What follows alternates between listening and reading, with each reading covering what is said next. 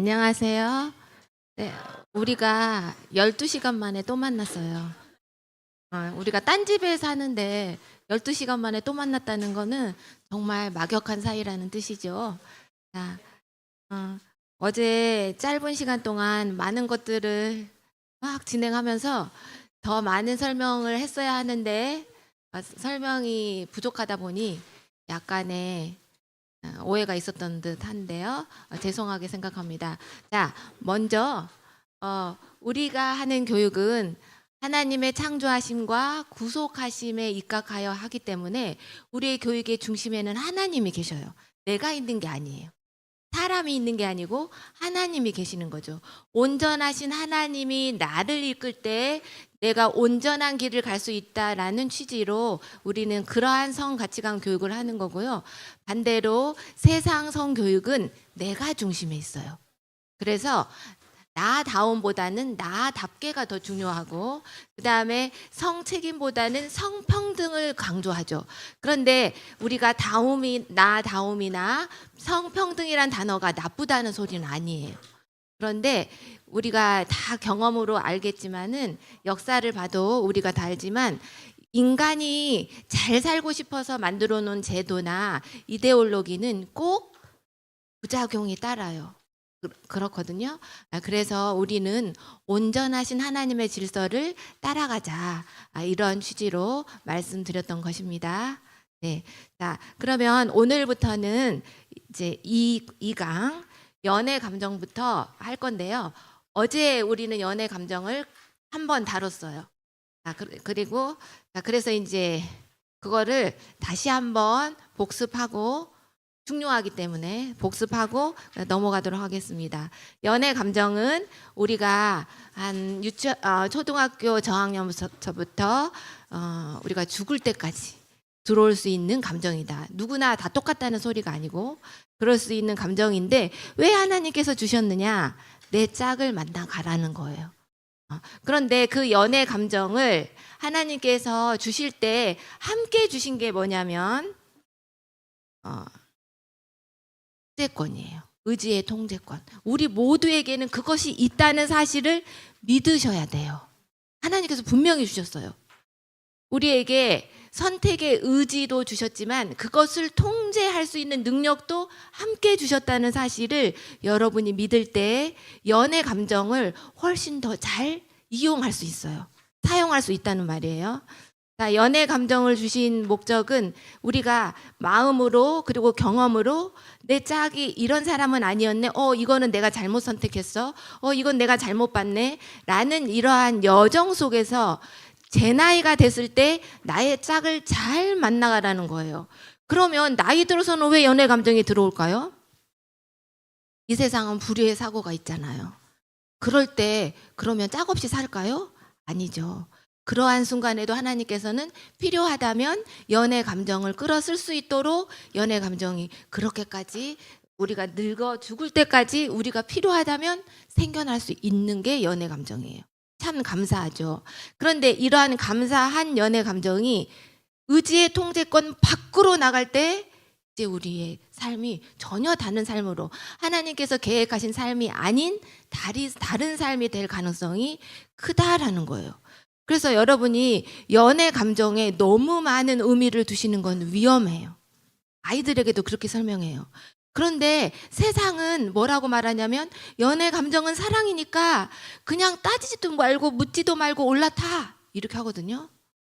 그렇게 되다 보면 이제 감당이 안 되고, 그 다음에 더 불행한 거는 그렇게 불타는 감정을 누리다가 어느 날 그 페니레티라민이 끝나버리면 뒤도 안 보고 돌아서는 거죠. 그러면 참 사랑으로 들어가 보지도 못하고 계속 연애 감정을 찾아 돌아다니다가 헤매다가 인생이 끝나는 경우도 있는 거죠. 잘못 생각하면.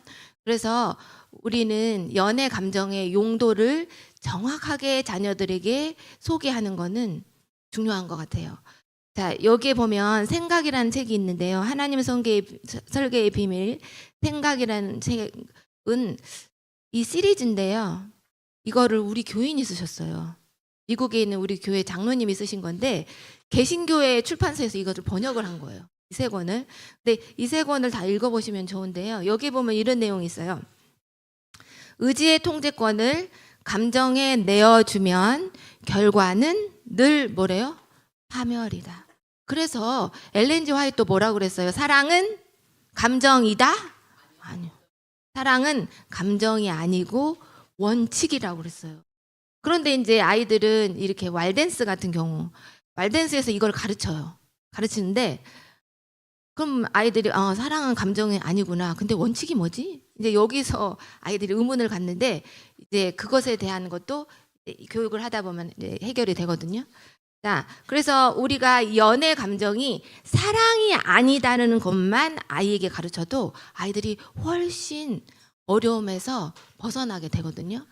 자, 이 연애 감정을 잘 이용하는 부류의 사람들이 있어요. 위험한 사람들이죠. 자, 인지심리학자들이 이 사회에서 악한 사람 셋을 말해보세요 라고 말하면 그들은 사이코패스, 소시오패스, 나르시스트를 말해요. 그런데 그들에게 그러면 이 셋 중에 누가 제일 위험해? 이렇게 물어보면 누굴 알 것 같아요? 했을 것 같죠? 나르시스트입니다.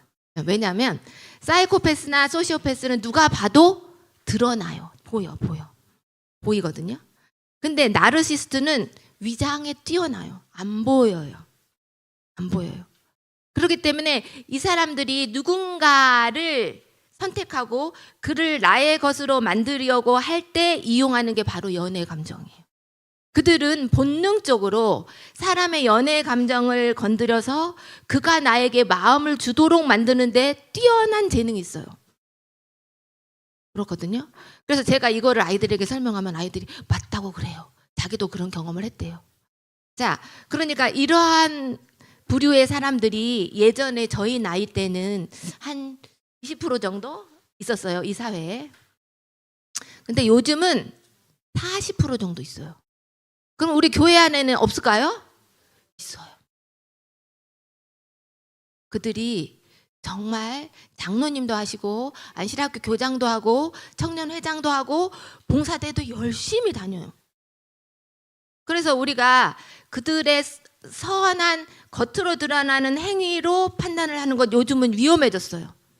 그래서 여러분은 이제 앞으로 우리 자녀들의 영적 리더가 될 텐데 이런 부분에 대해서도 여러분이 알고 연구하고 지도해 주셔야 돼요. 왜냐하면 우리 아이들이 이러한 부류를 나의 짝으로 만날 때 연애를 하는 것만으로도 다시 한 1년 정도 교제를 하는 것만으로도 그들이 정신과 치료를 3년은 받아야 할 정도로 손상을 많이 받아요. 그렇거든요. 그래서 이 연애 감정이라는 게 그래서 그들이 다가올 때 굉장히 황홀하게 만들어줘요. 천생연분인 것 같아. 나 이렇게 황홀한 적이 없었어. 이렇게 나를 기쁨을 주는 여자는 없었어. 이런 백마탄 남자는 없었어. 라는 그러한 황홀한 감정을 제공하는 이들이 그들이에요.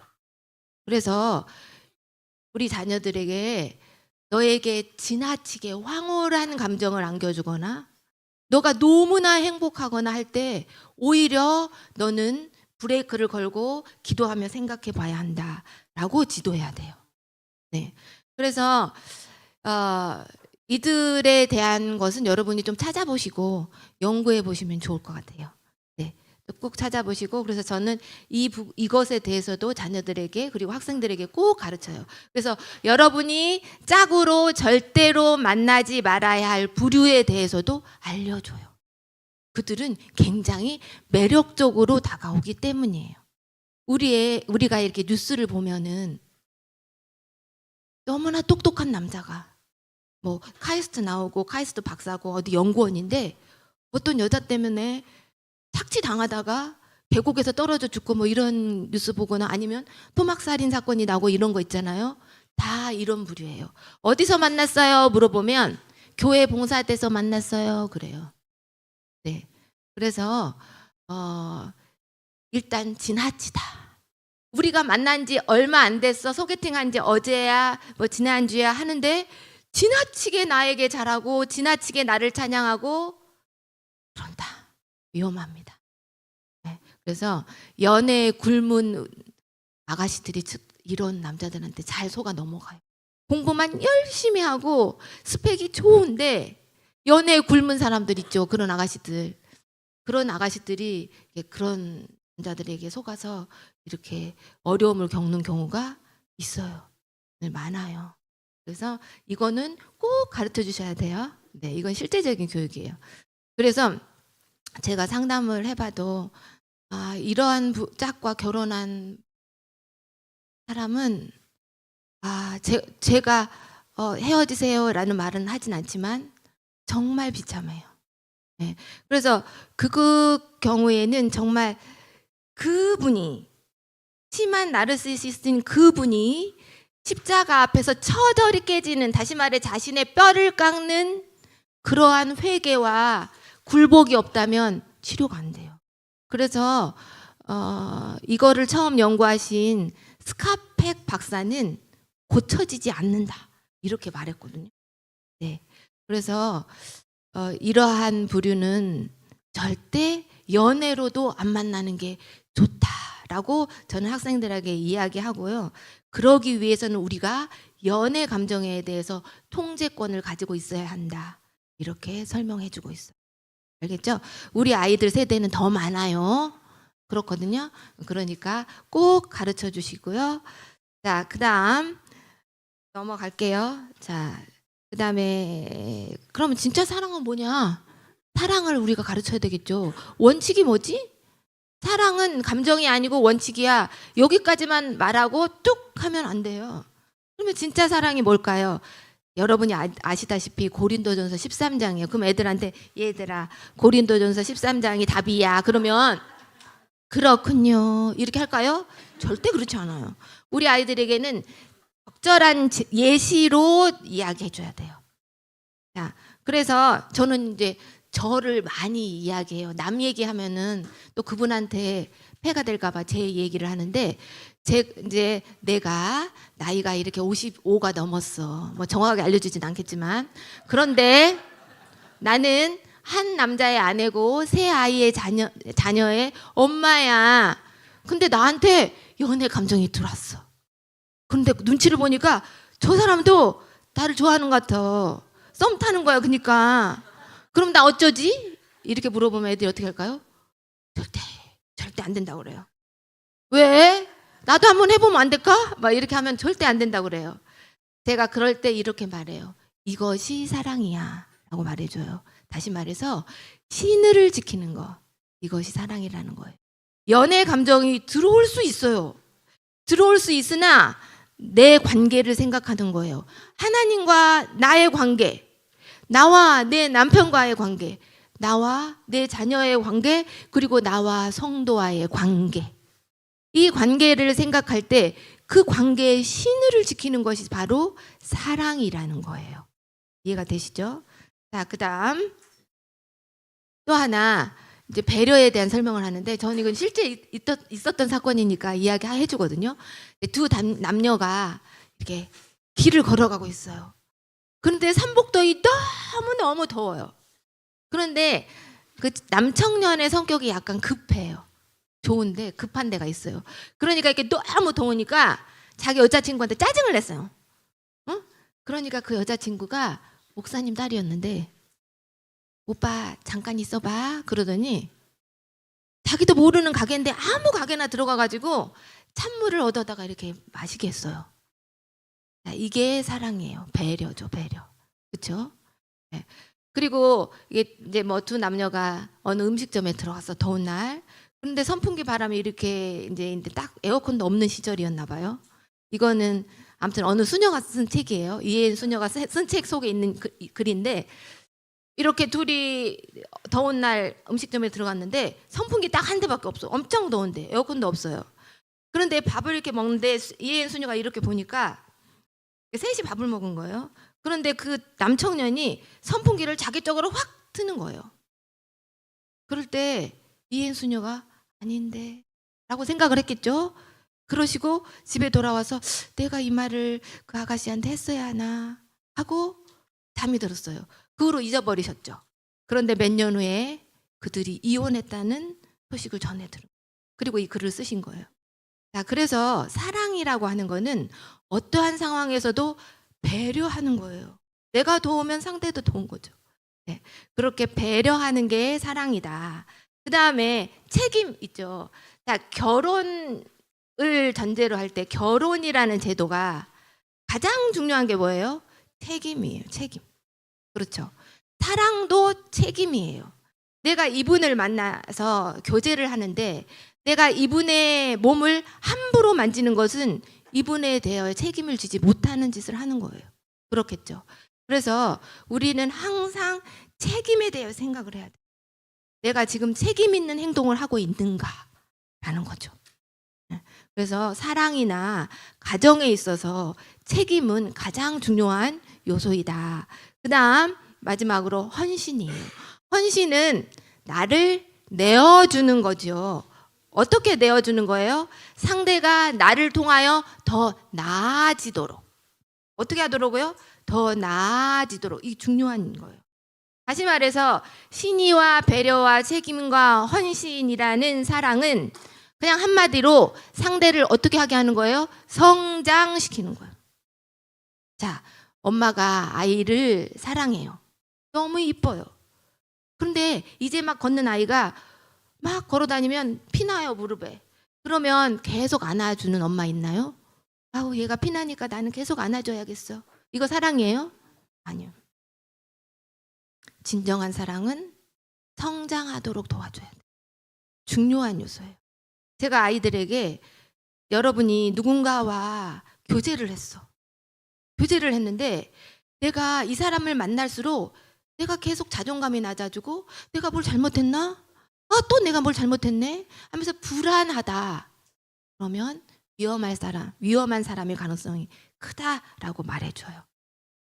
그래서 아까 언급한 그 부류의 사람들은 그 사람을 나의 사람으로 만들기 직전까지, 다시 말해 그들의 목적은 뭐냐면 절대 사랑 없어요. 그들은 사랑할 줄을 몰라요. 그들의 목적은 뭐냐면 내가 이 사람에게서 얻을 게 무엇인가를 봐요. 자, 우리 모두는 이기적이긴 하거든요. 하지만 우리가 가지고 있는 이기적인 그러한 생각보다 훨씬 달라요. 그래서 내가 이 사람에게서 뭐가 얻을 게 있다라고 판단이 되면 접근하고 엄청 잘해준 뒤에 그 다음에 내 거가 되면 그 다음부터는 이제 가스라이팅이 시작돼요. 그러면 어때요? 계속 내가 잘못한 것 같고 내가 모자란 것 같고 이런 감정이 들어오거든요. 그래서 이것까지 느끼게 되면 조금 이제 상처를 받은 건데 이때라도 알아채셔야 돼요. 이때라도. 예, 그래서 이 교제를 하든지 결혼 생활을 하든지 우리가 함께 성장하지 않는다. 이건 조금 점검을 해보셔야 돼요. 서로 점검을 해보셔야 돼요. 자, 이것에 대해서 누가 또 저와 같은 의견을 하셔서 제가 깜짝 놀랐는데, 자, 이분이에요. 스카펙 박사인데 아직도 가야 할 길은 책 아주 좋거든요. 아직 못 읽어보신 분들은 좀 읽어보시면 좋겠어요. 왜냐하면 이분은 사랑에 대해서 굉장히 통찰을 많이 하셨어요.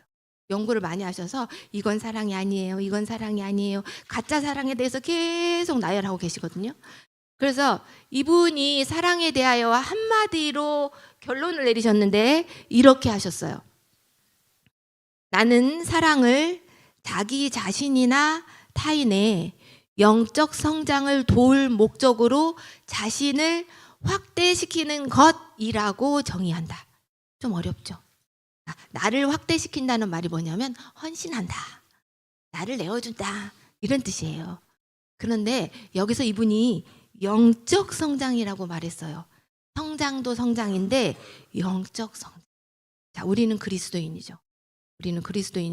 그렇다 보면 우리가 나의 배우자와 내 자녀의 영적 성장에 무관심하다면 우리는 사랑을 잘못하고 있는 거예요. 여러분 상상해 보세요. 내가 하늘나라에 갔어요. 그런데 찾아보니까 자녀가 없어요. 자, 그러면 사랑 제대로 한 거예요? 아니죠. 우리가 내 자녀를 진정으로 사랑한다면 하늘에서 내 자녀도 있어야겠죠. 그래서 이분이 이렇게 말씀하신 것 같아요. 그래서 우리가 내 친구를 진정으로 사랑해. 내 동생을 진정으로 사랑해. 내 이모를 진정으로 사랑해. 라고 한다면 그분이 구원을 얻도록 우리가 그분에게 복음을 끊임없이 소개하는 것이 실제적으로 사랑이다라는 거예요. 자, 그래서 이 정의를 잊지 마시고 진정한 사랑을 설명할 때 꼭 활용하셨으면 좋겠습니다. 성장이라는 단어 기억해 주시면 좋겠습니다. 자, 그러면 연애 감정 들어올 때 그러면 나는 어떻게 하지? 그런데 초반에 잡으셔야 돼요. 연애 감정이 딱 들어왔다 하면 이거를 그냥 방치하면 막 커져요. 막 커지면 감당을 못해요. 그래서 제가 이제 이거에 대해 설명을 하면 아이들이 질문을 해요. 근데요, 연애 감정이 너무 커져가지고 감당이 안 되는데 이걸 어떻게 해야 돼요? 그러니까 초반에 정신을 차려야지 라고 제가 소개를 했죠. 자, 연애 감정이 들어왔다 하면 어떻게 해야 돼요? 거기에 대해서 내가 올라타지 말고 정신을 똑바로 차리고 뒤로 물러서야 돼요. 그게 중요해요. 연애 감정이 들어왔을 때 오히려 정신을 차려야 된다는 소리예요. 정신을 차리고 첫 번째 점검해야 되죠. 기도해야 돼요. 먼저 내가 지금 연애를 해도 되나? 기도를 하시고, 그 다음 두 번째, 내가 지금 사람 누구와 교제해야 할 땐가, 그리고 내가 진짜 사랑을 나눌 만큼 내가 성장했나를 체크해 보라고 해요. 그리고 또한 상대의 인격을 점검해 보라고 해요. 그도 역시 사랑할 준비가 되어 있는가, 정서적으로 안정된 사람인가 라는 거를 꼭 체크하라고 해요. 자, 그런데 여기에서 맹점이 있어요. 일단 연애 감정이 들어와 버리잖아요. 그러면 그냥 제정신이 아니다라고 생각하면 돼요. 그래서 겸손해지셔야 돼요. 연애 감정이 일단 들어오면 나는 정상적인 생각을 하지 못해 라고 겸손하게 자신을 인식해야 돼요. 그러면 어떻게 해야 될까요? 나는 연애 감정이 들어와 버려서 바른 판단을 못하는 지금 상태야. 그러면 어떻게 해야 돼요? 조언을 구해야죠. 누구에게? 가까운 형에게. 근데 다 영적인 분들이었겠죠. 그래서 제가 학생들에게 꼭 여러분은 멘토를 삼으세요. 믿을 만한 분을 멘토로 섬기세요 라고 하는 이유가 이럴 때 때문이에요. 그래서 평상시에 영적으로 도움을 받고, 그리고 내가 고민이 있을 때 영적으로 해결을 해줬던 분들과 끊임없이 교류하면서 이런 문제도 상담을 하라는 소리예요. 네. 그래서 조언을 구하는데 적어도 믿을 만한 5사람에게 조언을 구하라고 해요. 5사람. 자, 진정으로 나를 사랑하는 사람에게 조언을 구해야지, 나에게 관심도 없는 사람에게 어떻게 생각하세요? 이렇게 물어보잖아요. 좋아, 좋네, 뭐 이렇게 하거든요. 그래서 진정으로 나를 사랑하는 분에게 조언을 구하라는 소리예요. 자, 그래서 이렇게 연애 감정 들어올 때 이러한 단계를 거치면서 그래, 내가 이제 마음 먹고 연애 감정의 문을 열어볼까? 하고 문을 열어라 라고 지도하시면 좋습니다. 네, 그래서 모든 문을 다 열어보는 거 아니에요. 그런데 이런 단계를 거쳐서 문을 열었음에도 불구하고 다 길까요? 아닐 수 있어요. 아닐 수 있거든요. 그래서 교제를 할 때 주의할 점은 절대로 무겁게 심각하게 사귀지 말라라고 지도해 주시면 좋습니다. 자, 이 이야기는 밖에서 강의하시는 김창옥 강사도 하는 말이에요. 그분도 연애를 가볍게 하세요 이렇게 이야기하시는데, 왜 그러냐 하면, 그러면 왜를 말씀드리기 전에 그럼 무겁게는 뭐냐? 무겁게부터 말씀드릴게요. 무겁게는 이런 거예요. 연애 감정이 들어왔는데 내가 이 사람하고 결혼할 것 같아. 인생을 걸어버려요. 그래서 내가 역할이 19개고 이제 내가 이 사람의 여자친구가 됨으로 내 역할이 10개가 됐단 말이에요. 그런데 나머지 9개의 역할은 다 그냥 버려. 그리고 그냥 이 하나에 올인하는 거죠. 이게 무겁게 사귀는 거예요. 네? 이게 무겁게 사귀는 거. 그리고 중요한 거 스킨십이 들어가는 거. 근데 스킨십을 그냥 우리가 친한 사이끼리 하는 가벼운 이러한 터치나 이런 게 아니라 깊은 스킨십 있잖아요. 부부간에만 할 수 있는 그런 깊은 스킨십까지 진행될 경우 무겁게 사귀는 겁니다. 제가 그래서 이거를 설명할 때 그런데 여기까지야 이렇게 이야기하면 싫어해요. 그렇게 말하지 않아요. 저는 뭐라고 이야기하냐면, 자, 우리가 교회 안에서 이 사람도 사귀어보고 저 사람도 사귀어보고 이 아가씨도 사귀어보고 저 아가씨도 사귀어보는데 우리가 다음에 태강삼육이나 서울삼육초등학교 학부모 회의를 가잖아. 그분이 거기에 와 계셔. 우리 반 내 친구의 아빠이거나 엄마일 때가 많아. 그리고 우리 교회에 목사님으로 오셨는데 나랑 사귀던 분이 목사님으로 오셨어. 뭐 이런 거. 그다음에 뭐 사모님이 오셨는데 나랑 사귀던 그녀가 왔어. 이런 일이 적어요? 많아요. 그래서 저는 뭐라고 말하냐면, 이러한 경우가 일어나더라도 우리가 반갑게 어머 안녕하세요 오래간만이에요 이렇게 인사할 수 있으려면 어디까지 해야 할까 이렇게 물어봐요. 응? 어디까지 해야 할까? 그러면 신기해요. 여자애들은 굉장히 수위를 낮춰요. 손잡거나 가벼운 포옹, 여자애들은 그렇게 하거든요. 근데 남자애들은 여자애들은 주로 이제 손잡는 것까지를 많이 이야기하는 것 같고요. 남자애들은 포옹하는 것까지 이야기해요. 포옹하는 것까지 이야기를 하는데, 제가 포옹도 종류가 있단다라고 이제 이야기하면 막 웃어요. 알죠? 자, 그래서 포옹도 이렇게 몸을 밀착한 포옹은 아니에요. 그랬더니 그렇다고 그렇게 해요.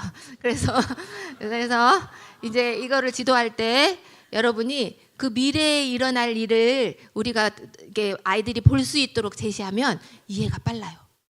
그래서 그렇구나. 내가 지금 누군가를 내가 사귄다 하더라도 그 사람하고 내가 결혼한다는 보장이 없지. 이거를 겸손하게 받아들여야 돼요. 우리는 한 치 앞을 모르는 인간이라는 사실을 아이들도 알아야 돼요. 그래서 내가 지금 아무리 이 사람을 좋아하더라도 내가 이 사람과 결혼하게 될 거야 X라는 거야. 아니라는 거야.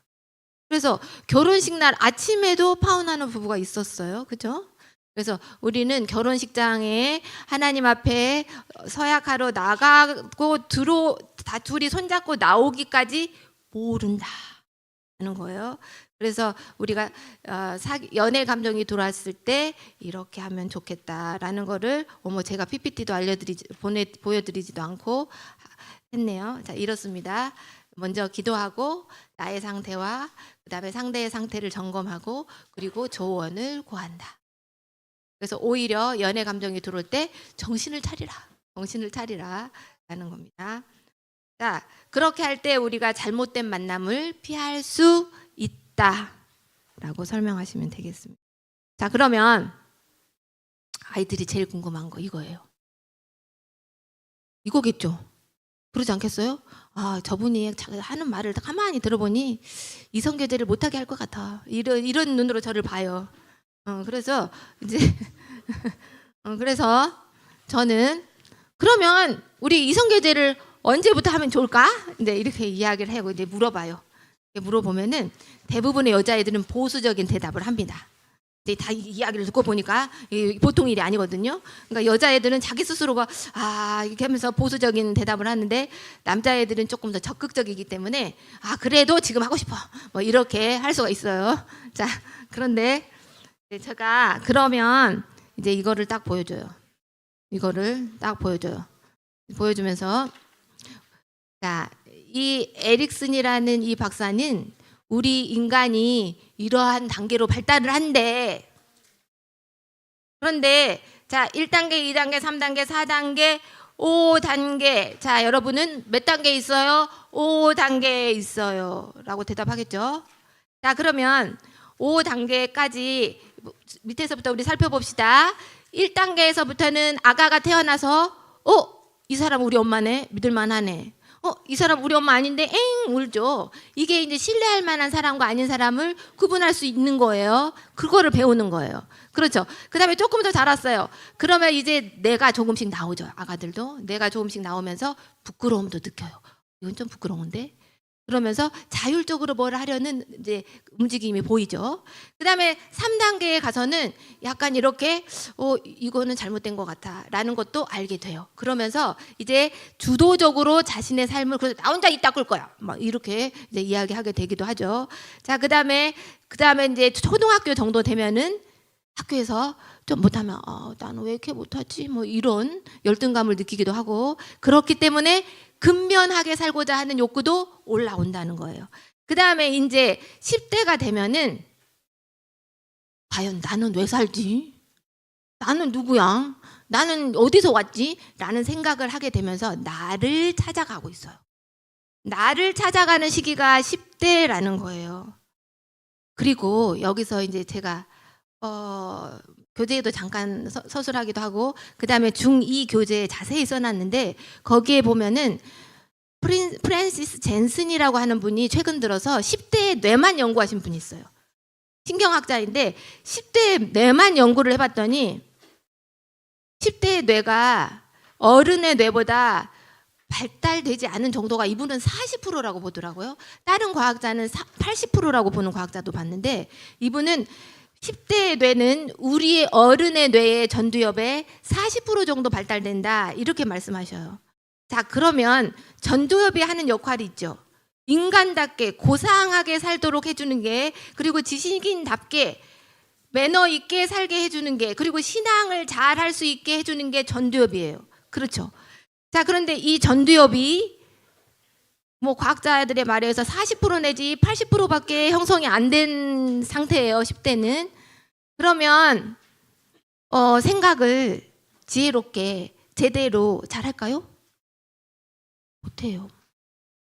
근데 많은 학생들이 자기가 등치가 크다고 자기가 똑똑한 줄 알아요. 그게 큰일이에요. 그래서 우리 아이들에게 여러분의 뇌는 아직 발달이 덜 됐어요. 그렇기 때문에 나쁜 거는 아니에요. 자, 발달이 덜 되었기 때문에 하나님께서 누굴 주셨어요? 조언자인 부모와 선생님과 목사님과 주신 거예요. 그렇죠? 그리고 그렇게 뇌가 발달되지 않았다는 사실은 이 아이가 굉장히 발전 가능성이 크고 창의적이라는 소리예요. 그래서 아이들이 그렇게 창의적인 거예요. 그렇죠? 그래서 아이들의 뇌가 아직 발달되지 않았다는 것은 좋은 면도 있지만 이렇게 도움이 필요한 면도 있다라는 것을 알려주셔야 돼요. 그래서 자신이 다 발달된지 알고 나답게 라는 것을 주장해 버리면 원치 않는 길로 가게 될 수가 있어요. 그렇죠? 네, 그래서 우리는 우리 자녀들에게 이 표를 보여주면서 너는 아직 다 형성되지 않았단다. 그렇기 때문에 발전 가능성이 커. 응? 하지만 지금은 너의 전두엽의 역할을 내가 해줘도 되겠니? 라고 양해를 구하셔야 돼요. 예의 있게 내가 해줄게 뭐 이렇게 하면 안 되고요. 네, 이렇게 아이에게 동의를 구해야 돼. 진심으로. 이렇단다 과학적으로. 그렇기 때문에 하나님께서 나를 너에게 주신 거야. 그래서 너의 전두엽의 역할을 내가 좀 도와주면 안 될까? 라고 꼭 자녀하고 이야기하셔야 돼요. 알겠죠? 그래서 이러한 상태, 아직 덜 발달된 상태, 두 사람이 사귄다. 그러고는 어떻게 제가 비유하냐면 얘들아 영악반 가봤어? 그러면 가봤대요. 그럼 예쁜 애기들 봤대요. 그러면 이제 막 걸음을 걷는 두 아이가 친구야 나 너무 좋아 하고 서로 안으면 어떻게 될까? 이제 막 걸음걸이를 시작한 아이들이 또 너무 좋아 친구야 하고 안았어요. 그럼 어떻게 될까요? 까당 넘어져요. 둘 다. 마찬가지. 그래서 10대에 연애 감정이 들어오더라도 그 연애 감정에 대해 체크만 하면 좋겠다. 어떤 거를 체크하느냐? 이런 거죠. 내가 중2 때 첫 남학생을 좋아했었어. 근데 이제 연애 감정이 끝나고 뒤를 돌아보니까 내가 걔를 왜 좋아했지? 하고 이불킥을 하게 됐어요. 그러면 내가 어떤 부분에 있어서 잘못 보고 있지? 라고 점검을 하는 거죠. 점검을 하는 거예요. 그리고 또 다른 연애 감정이 들어왔을 때 또 점검을 해보는 거예요. 그리고 이렇게 가만히 살펴보니까 이번에는 내가 연애 감정이 잘 발동된 것 같아. 이렇게 이제 우리가 10대 때는 이렇게 연습을 해보면 좋다는 거예요. 그리고 10대 때는 다양한 친구들, 남녀 친구들과 고루 다 친하게 지내는 게 좋아요. 그래서 이것도 중2 교재에 써놨는데, 연구에 의하면 10대 때 이성 교제를 단 한 사람과 한 학생이 성인이 됐을 때와 여러 많은 친구들과 교우 관계를 맺은 사람을 둘을 비교했을 때 두 번째 사람이 훨씬 더 사회생활에 성공했다고 해요. 그게 다양한 사람과 교우 관계를 잘 맺는 것이 한 사람과 연애를 하는 것보다 훨씬 더 좋다라는 거예요. 그런데 단 이런 경우도 있더라고요. 굉장히 성숙한 학생, 이거는 그런데 제가 볼 때 만에 하나예요. 만에 하나인데, 만에 하나가 내 거가 될 거야라고 아이들이 착각할 수도 있는데, 여러분 이거는 말할 필요는 없을 것 같아요. 하지만 이제 여러분은 어른이시니까 말씀드릴게요. 제가 이렇게 다양한 사람을 만나는데 그래도 정말 만에 하나 이런 쌍이 있어요. 고등학교 때부터 교제했는데 스스로 알아서 스킨십을 손만 잡는 것만 하고, 뿐만 아니라 남자친구, 여자친구도 두루 사귀면서 건강하게 지낸 커플도 있어요. 그런 경우는 괜찮아. 그런데 다른 내 여자친구 다 그냥 별로 무관심하면서 내 남자친구하고만 친하게 지내. 이거는 아니라는 건데, 대부분 사람들이 다 이렇게 하잖아요. 그래서 그렇게 하지 않으면 좋겠다라고 설명하면서, 저는 사귀지 말아라 뭐 이렇게 말하기보다는 이 표로 그렇게 설명을 해요. 그렇게 하면 되겠습니다. 그 다음에 여기까지가 이제 2장의 내용인데요. 다 말씀을 드린 것 같은데 빠진 게 있을까요? 네, 다 말씀을 드린 것 같긴 한데, 자, 여기까지 진짜 사랑, 가짜 사랑에 대한 이야기를 나눴는데요. 자, 진짜 사랑, 가짜 사랑에 대하여 질문이 있다면 또 잠깐 질문 받고 넘어가도록 하겠습니다. 다음 장으로 넘어갈게요. 자, 질문 혹시 있으세요? 네네.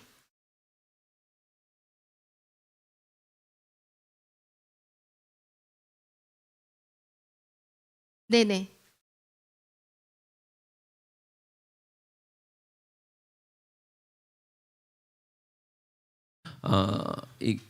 그렇긴 한데, 이제 사실 대부분의 아이들이 이게 사회적으로 통용되는 개념이기도 하고, 지금 뭐 입시 때문에 대부분 아이들이 그렇게 하고 있기도 하고, 그런데 지금 현재로서는 20대가 돼서 성인이 되자마자 이것이 완전히 고삐가 풀려버리는 상황이잖아요. 물론 저는 선제적으로 이런 교육이 들어갔을 때 그런 거에 대한 대응은 될 수 있다라고 보이긴 하지만은, 아이들이 오히려 더 무방비가 될 수 있지 않을까. 네. 그런 부분에 있어서 20대가 됐을 때, 성인이 네네. 돼서 대학생이 되고 엄마 아빠도 사실은 제약이 많거든요. 중학교 고등학교 때 아이들이 교제를 하게 되면 일단 학원 가느냐고 만날 시간도 별로 없고, 맞아요. 오히려 더 안전망이 쳐져 있는 때 조금 더 안전하게 교제를 할 수 있는 가능성도 있지 않을까. 20대가 되고 나서 뭘 하든지 엄마 아빠나 선생님들이 전혀 터치를 안 하는 상황에서 스킨십이나 이런 것들이 더 그냥 무분별하게 이루어지는 가능성도 있지 않을까라는 의견에는 어떻게 생각하시는지. 네. 저 그렇기 때문에 제가 4장에 그 부분을 다루고 있어요. 자, 그런데 이제 먼저 말씀드리면, 이 아이들에게 제가 여기까지 다 스킨십까지 이야기하는 이유가 그것 때문에 그래요. 어릴 때부터 알고 있으라고. 그다음에 이제 제가 어느 교회 가서 물었어요. 너네는 공부 진짜 많이 하는 동네 아이예요. 그 교회였어요. 자, 너네는 언제 교제를 하고 싶어? 언제부터 교제할 거야? 이렇게 물어봤더니 어떤 아이가, 저는 서울대 입학하자마자 하겠습니다. 이렇게 했어요. 자, 그래서 제가 바로 목사님 이야기를 했어요. 얘야, 지금 너는 교제를 안 하고 싶어서 안 하는 게 아니라 교제를 못해서 안 하는 거야. 그렇지? 그렇대요. 그런데 너가 못해서 안 하고 있다가 갑자기 서울대를 들어가면서 이야 해방, 그리고 부모님도 서울대를 들어가기 때문에 네 맘대로 해 이렇게 하게 됐을 때 너는 정말 어떤 연애를 하게 될까 생각해보자. 그랬더니 아 그렇군요. 그렇기 때문에 우리는 연애하는 법, 교제하는 법, 연애 감정을 다루는 법을 지금서부터 알아야 해라고 설명을 해요. 그래서 너네가 자유롭게 되었을 때조차도 이거를 기억하길 바래. 나는 그렇게 여러분 이제 호소를 하거든요. 그래서 여러분이 여러분의 연애 감정을 정말 고삐 뿔린 망아지처럼 활용하고, 그다음에 여러분의 이 연애가 세상이 말하는, 드라마가 말하는 방식으로 여러분의 연애가 흐르게 되었을 때 여러분의 생각하는 것보다 훨씬 더 그렇지 않은 모습을 보게 될 거다. 다시 말해서 그 반대급부의 것을 경험하게 될 것이라는 거. 왜냐하면 그것을 설명했죠. 연애 감정에 대해서 너무 올라탔을 때 누구를 만날 수도 있고 그렇게 만날 수도 있고, 그다음에 연애 감정을 너무 믿게 되면 이제 이것도 설명해 드리. 갑자기 생각이 났어요. 제가 이렇게 교회를 다니면 연애 감정에 대해서 이렇게 정확하게 알지 않으면요, 이제 어른이 됐는데도 잘못 생각하는 분들이 있어요. 이제 제가 부부 학교를 가보면 이렇게 말해요. 저 강사님, 저는 제 남편하고 이혼하려고 했어요. 그래요. 그래서 왜요? 그랬더니 제 남편은 연애할 때부터 지금까지 한 번도 저를 사랑하지 않은 것 같습니다. 이래요. 그래서 왜 그렇게 느끼실까요? 그랬더니 저희 남편은 연애할 때부터 지금같이 한결같이 잘합니다. 한결같이 책임 있는 모습과 한결같이 헌신하는 모습을 보여주기 때문에 제가 이 남편에게서 한 번도 이렇게 가슴 떨리는 황홀함을 느껴본 적이 없습니다. 이렇게 말해요. 네. 너무 놀랍죠?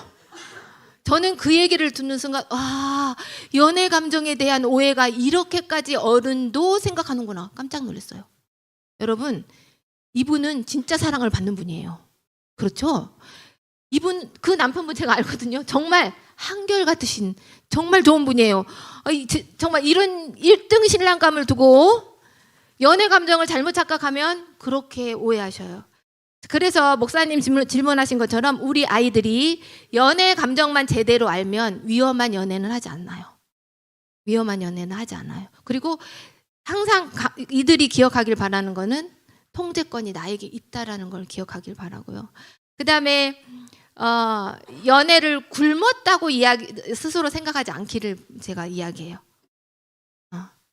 우리가 이렇게 알기 때문에 나는 스스로 나를 성장시키는 데 집중했고 많은 책을 읽고 하면서 사랑할 수 있는 사람으로 준비하는 단계이지 내가 지금 연애를 못하는 것은 아니다라고 스스로가 생각하도록 제가 설득하거든요. 그래서 안 그래도 학생들에게서 그런 발언이 나왔어요. 저는 서울대 가면 막 할 거예요. 이렇게 하는 발언이 나왔는데 비슷한 내용인 것 같습니다. 그래서 우리가 이 연애 감정이라는 걸 잘 설명하는 게 굉장히 중요한 것 같아요. 그리고 이 스킨십에 대한 것. 스킨십이 우리가 무분별하게 하게 될 때 다음에 우리가 어른이 됐을 때, 나이 들었을 때 당황스러운 미래를 우리가 현실로 보게 될 수도 있다라는 거를 아이들에게 말해주면은 그래도 그렇게 위험한 상황은 덜 맞이할 것 같다라고 저는 믿습니다. 그런데 이거는 저의 생각이고요. 또 아이들의 삶은 다 다양하기 때문에 실수할 수도 있어요. 저는 그거는 실수를 안 할 거야라고 생각하지 않아요. 저의 이 공부를 한다고 해서 내가 공부하는 애들은 한 명도 실수를 안 해. 그런 생각하지 않아요. 하지만 왜냐하면 여러분 생각해 보세요. 우리가 하나님 말씀을 매일 읽지만 그거 그대로 사세요? 그대로 사시는 분 손 들어보세요. 안 그래요. 우리 아이들에게도 제가 마땅히 가르칠 길을 제시하지만 그 아이가 잊어버릴 수도 있고 아니게 갈 수도 있어요. 그런데 그 아이가 말씀 안에 있을 때 성령 하나님께서 이 내용을 떠올리게 하실 거라는 거예요. 그래서 내가 길을 잘못 가고 있었구나. 그때 내가 중학교 3학년 때 들은 내용이 있지. 맞아, 그게 맞네. 하고 돌이킬 수 있는 거예요. 그래서 실수를 하지 않을 거야 라고 기대하지 않고요. 실수를 했을 때라도 실망하지 않고 희망을 가지고 하나님의 방법으로 돌아오도록 아이들에게 교육하는 게 목적이에요. 네. 네. 네, 마이크 켜시고 해주세요. 저희는 이제 아이가 남자아이인데요.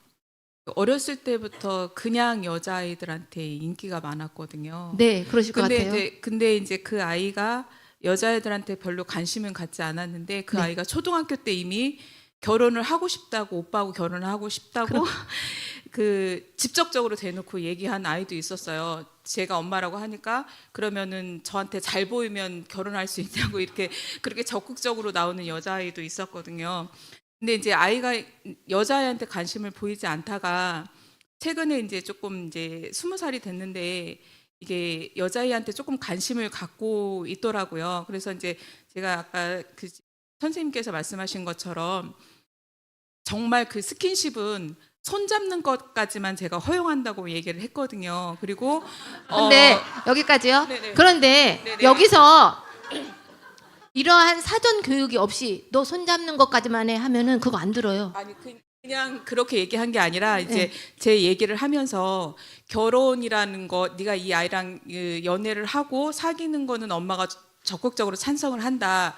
그런데 너는 남자니까 그 여자하고 사귀었을 때는 스킨십을 뭐 하거나 이런 거 했을 때는 너가 정말 이 여자를 너무 사랑해서 책임을 질 수 있는 네가 그런 이치까지 가지 않는 이상은 손잡는 거 외에는 다른 거는 엄마가 너가 안 했으면 좋겠다고. 그리고 앞으로 미래에는 너가 어떤 여성을 만나서 결혼할지 모르겠는데 만약에 네가 진짜 깊은 스킨십을 해버리면 너는 걔를 책임져야 되는 사람이 되는 거고, 만약에 걔랑 안 됐을 경우에 너가 걔한테 상처를 주면 어떻게 되겠냐고. 그러니까 서로 상처받지 않고 서로 좋은 연애 감정을 가지되 너가 성인이 돼서 정말 책임지고 이 사람하고 정말 결혼하고 싶어 이런 생각이 드는 게 아니라면 그 손잡는 거 외에는 스킨십을 절대 하지 말아라고 했는데 아이가 수긍은 하긴 했어요. 근데 이제 책임이 따른다고, 연애에는 항상 책임이 따른다고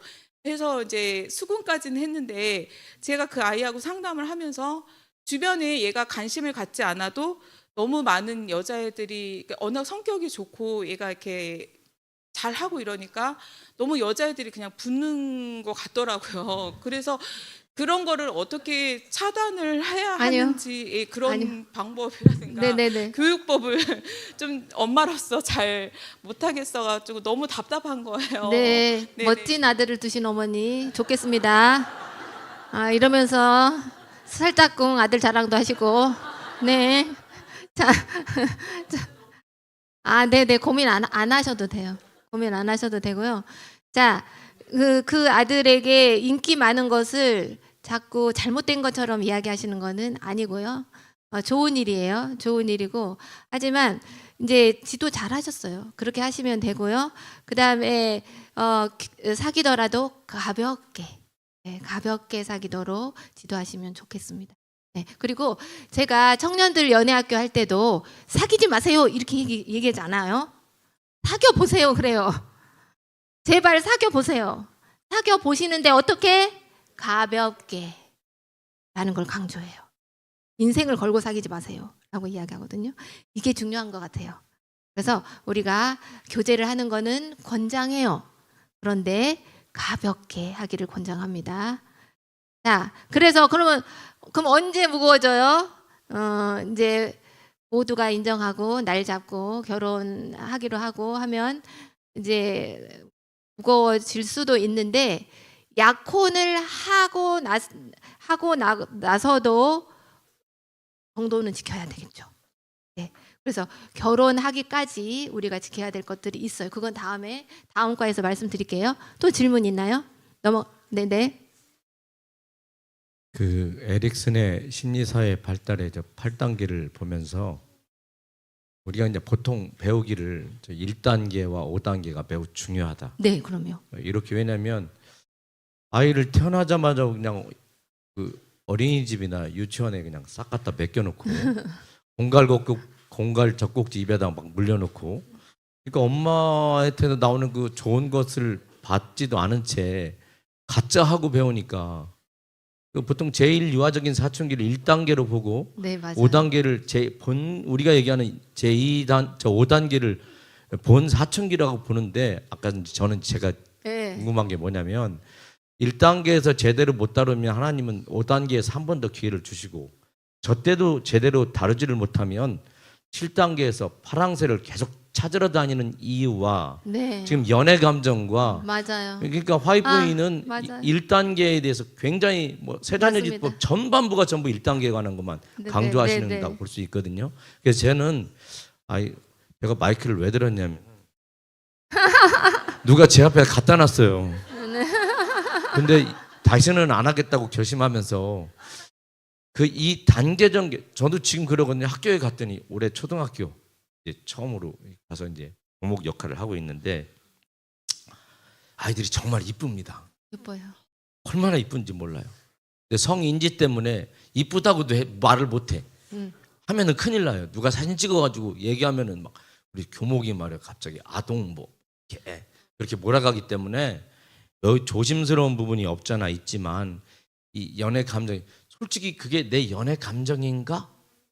라고 생각해요. 학교 갔더니 젊은 선생님들이 너무 이뻐요. 아이들을 대하는 게. 그렇다고 옆에 있는 집사람을 놔두고 뭐 그런 개념은 아니죠. 아니에요. 그건 아니에요. 분명히.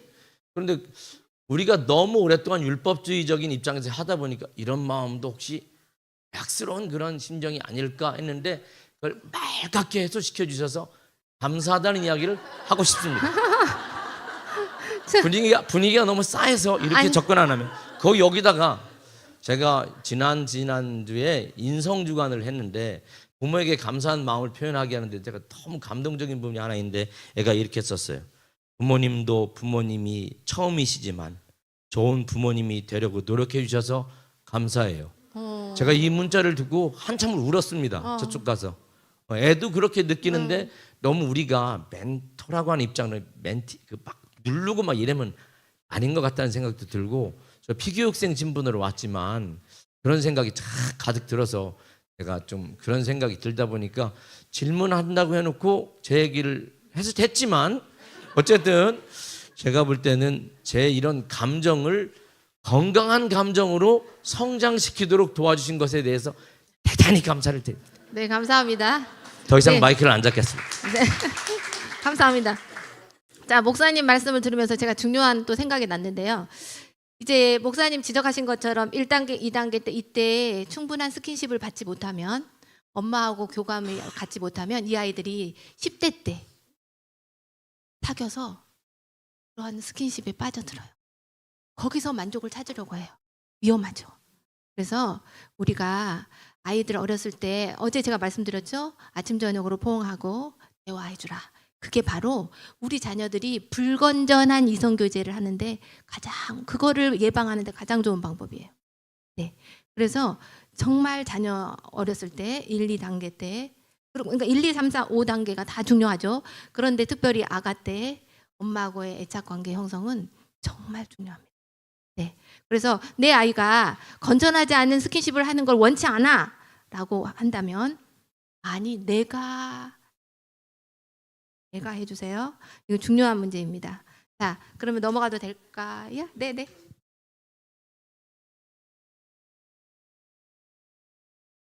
마이크 들고 해주세요.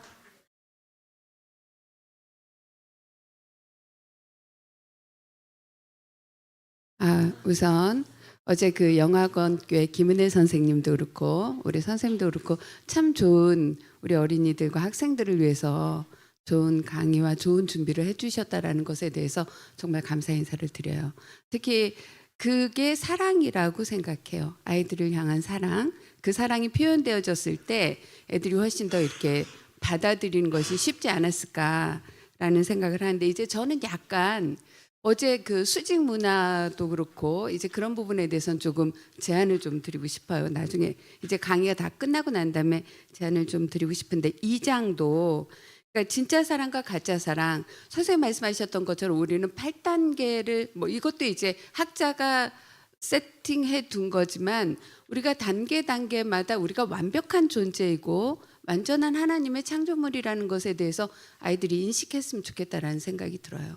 그 단계마다 느끼는 그 느낌은 그 아이로서는 완전하고 완벽한 건데 이제 5단계에서 정체성과 정체성의 혼란을 느끼는 때에 자기 느끼는 그 연애 감정, 필링도 우리가 부정하거나 그것을 잘못됐다라고 가르치는 것은 조금 부적절하다라는 생각이 들어요. 그래서 진짜 사랑과 가짜 사랑이 아니라 온전한 사랑과 성숙되지 않은 사랑이라는 표현으로 아이들이 여기 보니까 질풍노도와 같은 시기라고 하잖아요. 그리고 그 감정이 누구를 좋아하는 감정이 자제된다고 해서 자제되어지지 않을 때도 있다라고 생각을 해요. 그렇기 때문에 그것을 부정하는 것이 아니라 그것도 너의 감정이 그러니까 왜 우리도 성경에 보면 여러 단계의 사랑이 있잖아요. 에로스 사랑도 있고 아가페 네. 사랑도 있고 필로 사랑도 있지만 우리 인간 사이에서 살아가는 관계 속에서는 우리 인간들 사이에 필요한 사랑들이 있는 거예요. 그런 것을 선생님 말씀대로 우리가 어떻게 성숙되게 표현하고 그런 것들을 이제 성화시키는 것이 중요한 거지. 그것을 부정하고 너 그러니까 그런 부분은 하면 안 돼라고 하는 것보다는 조금 더 이렇게 아이가 그런 마음들을 어떻게 성화시켜 가면 좋을지에 대한 내용들이 좀 들어갔으면 좋겠다라는 생각이 듭니다. 제가 여쭤보고 싶어요. 제가 지금 저의 논조가 연애 감정이 나쁘다는 논조였나요? 나쁘다라고 생각하진 않고요. 네. 네. 저기 연애 감정도 하나님의 분명한 선물이에요. 그러거든요. 우리의 삶을 훨씬 더 화사하고 적극적으로 살 수 있게 이끌어주는 원동력이 되는데 하나님의 주신 선물은 항상 우리가 절제력과 함께 사용할 때 선물이 된다는 거. 그거를 이제 제가 강조 드렸는데요. 그래서 아이들에게도 연애 감정은 그래서 제가 이제 할 때 혹시 지금까지 연애 감정 없었던 사람 있어? 그러면은 누가 이렇게 손들면 어머 어떡하지 엄마랑 병원 갈까 이렇게 그냥 농담을 하는데 연애 감정은 다 있어야 돼요. 연애 감정을 거부하시면 안 돼요. 연애 감정이 없으면 아픈 거예요. 그래서 저는 아이들에게 말할 때도 연애 감정은 너무 좋은 거야. 너무 좋은 거라. 우리가 살아있다는 증거라는 거죠. 그런데 그거가 진짜 선물이 되려면 이거 덧붙여 드리는 거예요. 아시겠죠? 네. 그러면 넘어가도록 하겠습니다. 자, 그러면 우리가 지금 1시간 했거든요. 1시간 했는데 저를 위해서 잠시 좀 쉬도록 하겠습니다. 몇 분 쉴까요? 5분 쉴까요? 너무 많이. 네, 잠시 쉬도록 하겠습니다.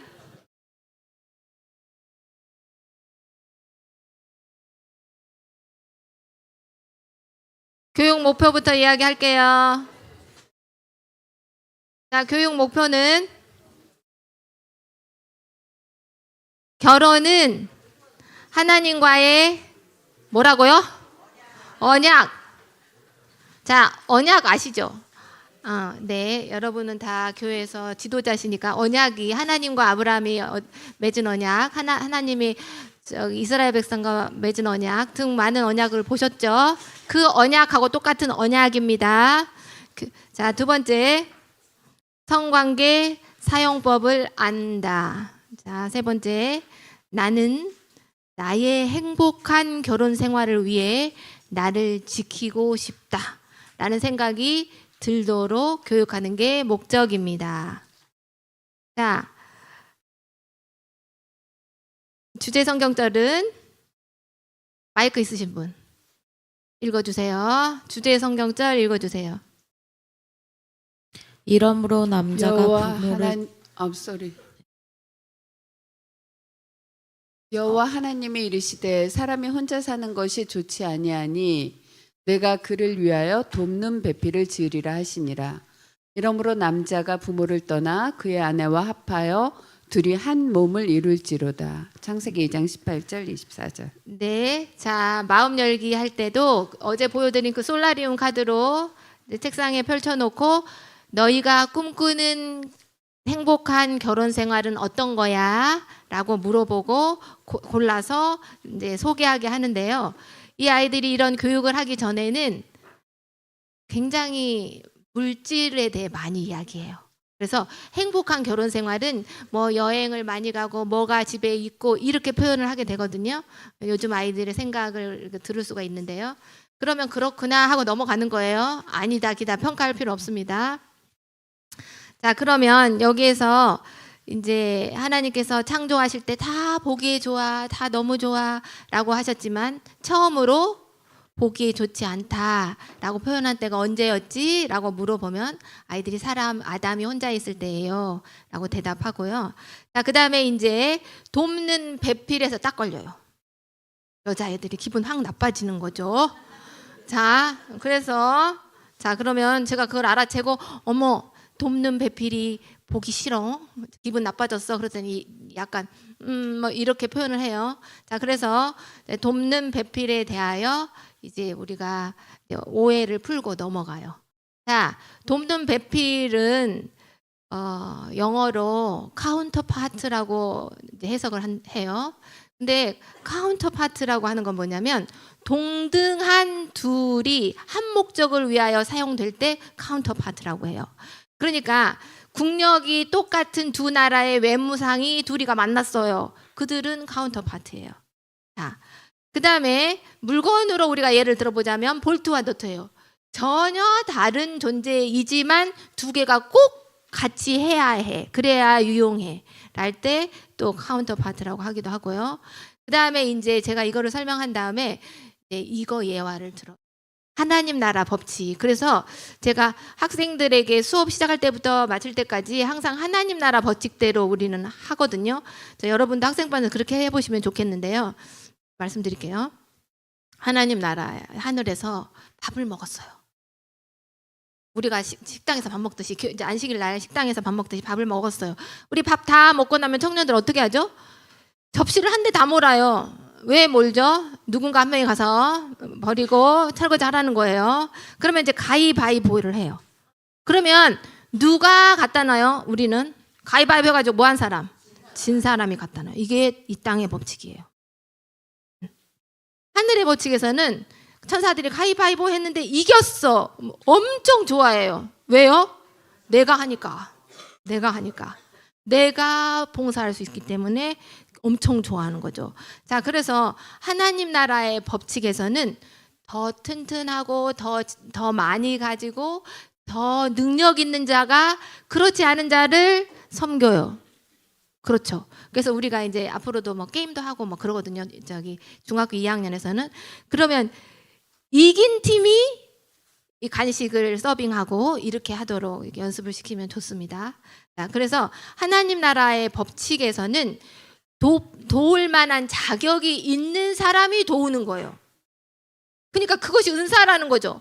그러니까 하와에게 돕는 배필로서의 자격을 주었다는 것은 하와에게 돕는데 기가 막힌 자질이 있다라는 거죠. 자, 하나님은 우리의 산성이시오, 우리의 돕는 자이세요. 자, 엄마하고 아가가 있어요. 누가 누구를 섬겨요? 엄마가 아가를 섬겨요. 그렇죠. 천사와 사람이 있어요. 누가 누구를 섬겨요? 천사가 사람을 섬겨요. 하나님과 사람이 있어요. 누가 누구를 섬겼죠? 하나님이 생명을 내어주기까지 섬기시고 계시죠. 네. 그래서 하나님 나라의 법칙은 능력이 있기 때문에 돕는 거예요. 그래서 여자가 돕는 배필이라고 하는 거는 비서다, 뭐 그런 의미가 절대 아니라는 거. 그래서 이것도 잘못된 이 관념이 우리에게 들어와서 그러거든요. 그래서 세상 법칙이 너무 익숙하다 보니까, 그래서 하나님 나라의 법칙을 설명하면서 돕는 배필은 돕는 자로서 탁월한 능력이 있는 것이다 라고 설명해 주면 되겠습니다. 그래서 아이들도 인정해요. 이거는. 자, 너희 집에서 중요한 일이 있어. 그러면 그게 대부분 누구의 의견대로 흐르더니 이렇게 물어보잖아요. 그러면 다 엄마 그래요. 네. 그래서 이 돕는 배필이라고 하는 거는 이제 아이들이 이해합니다.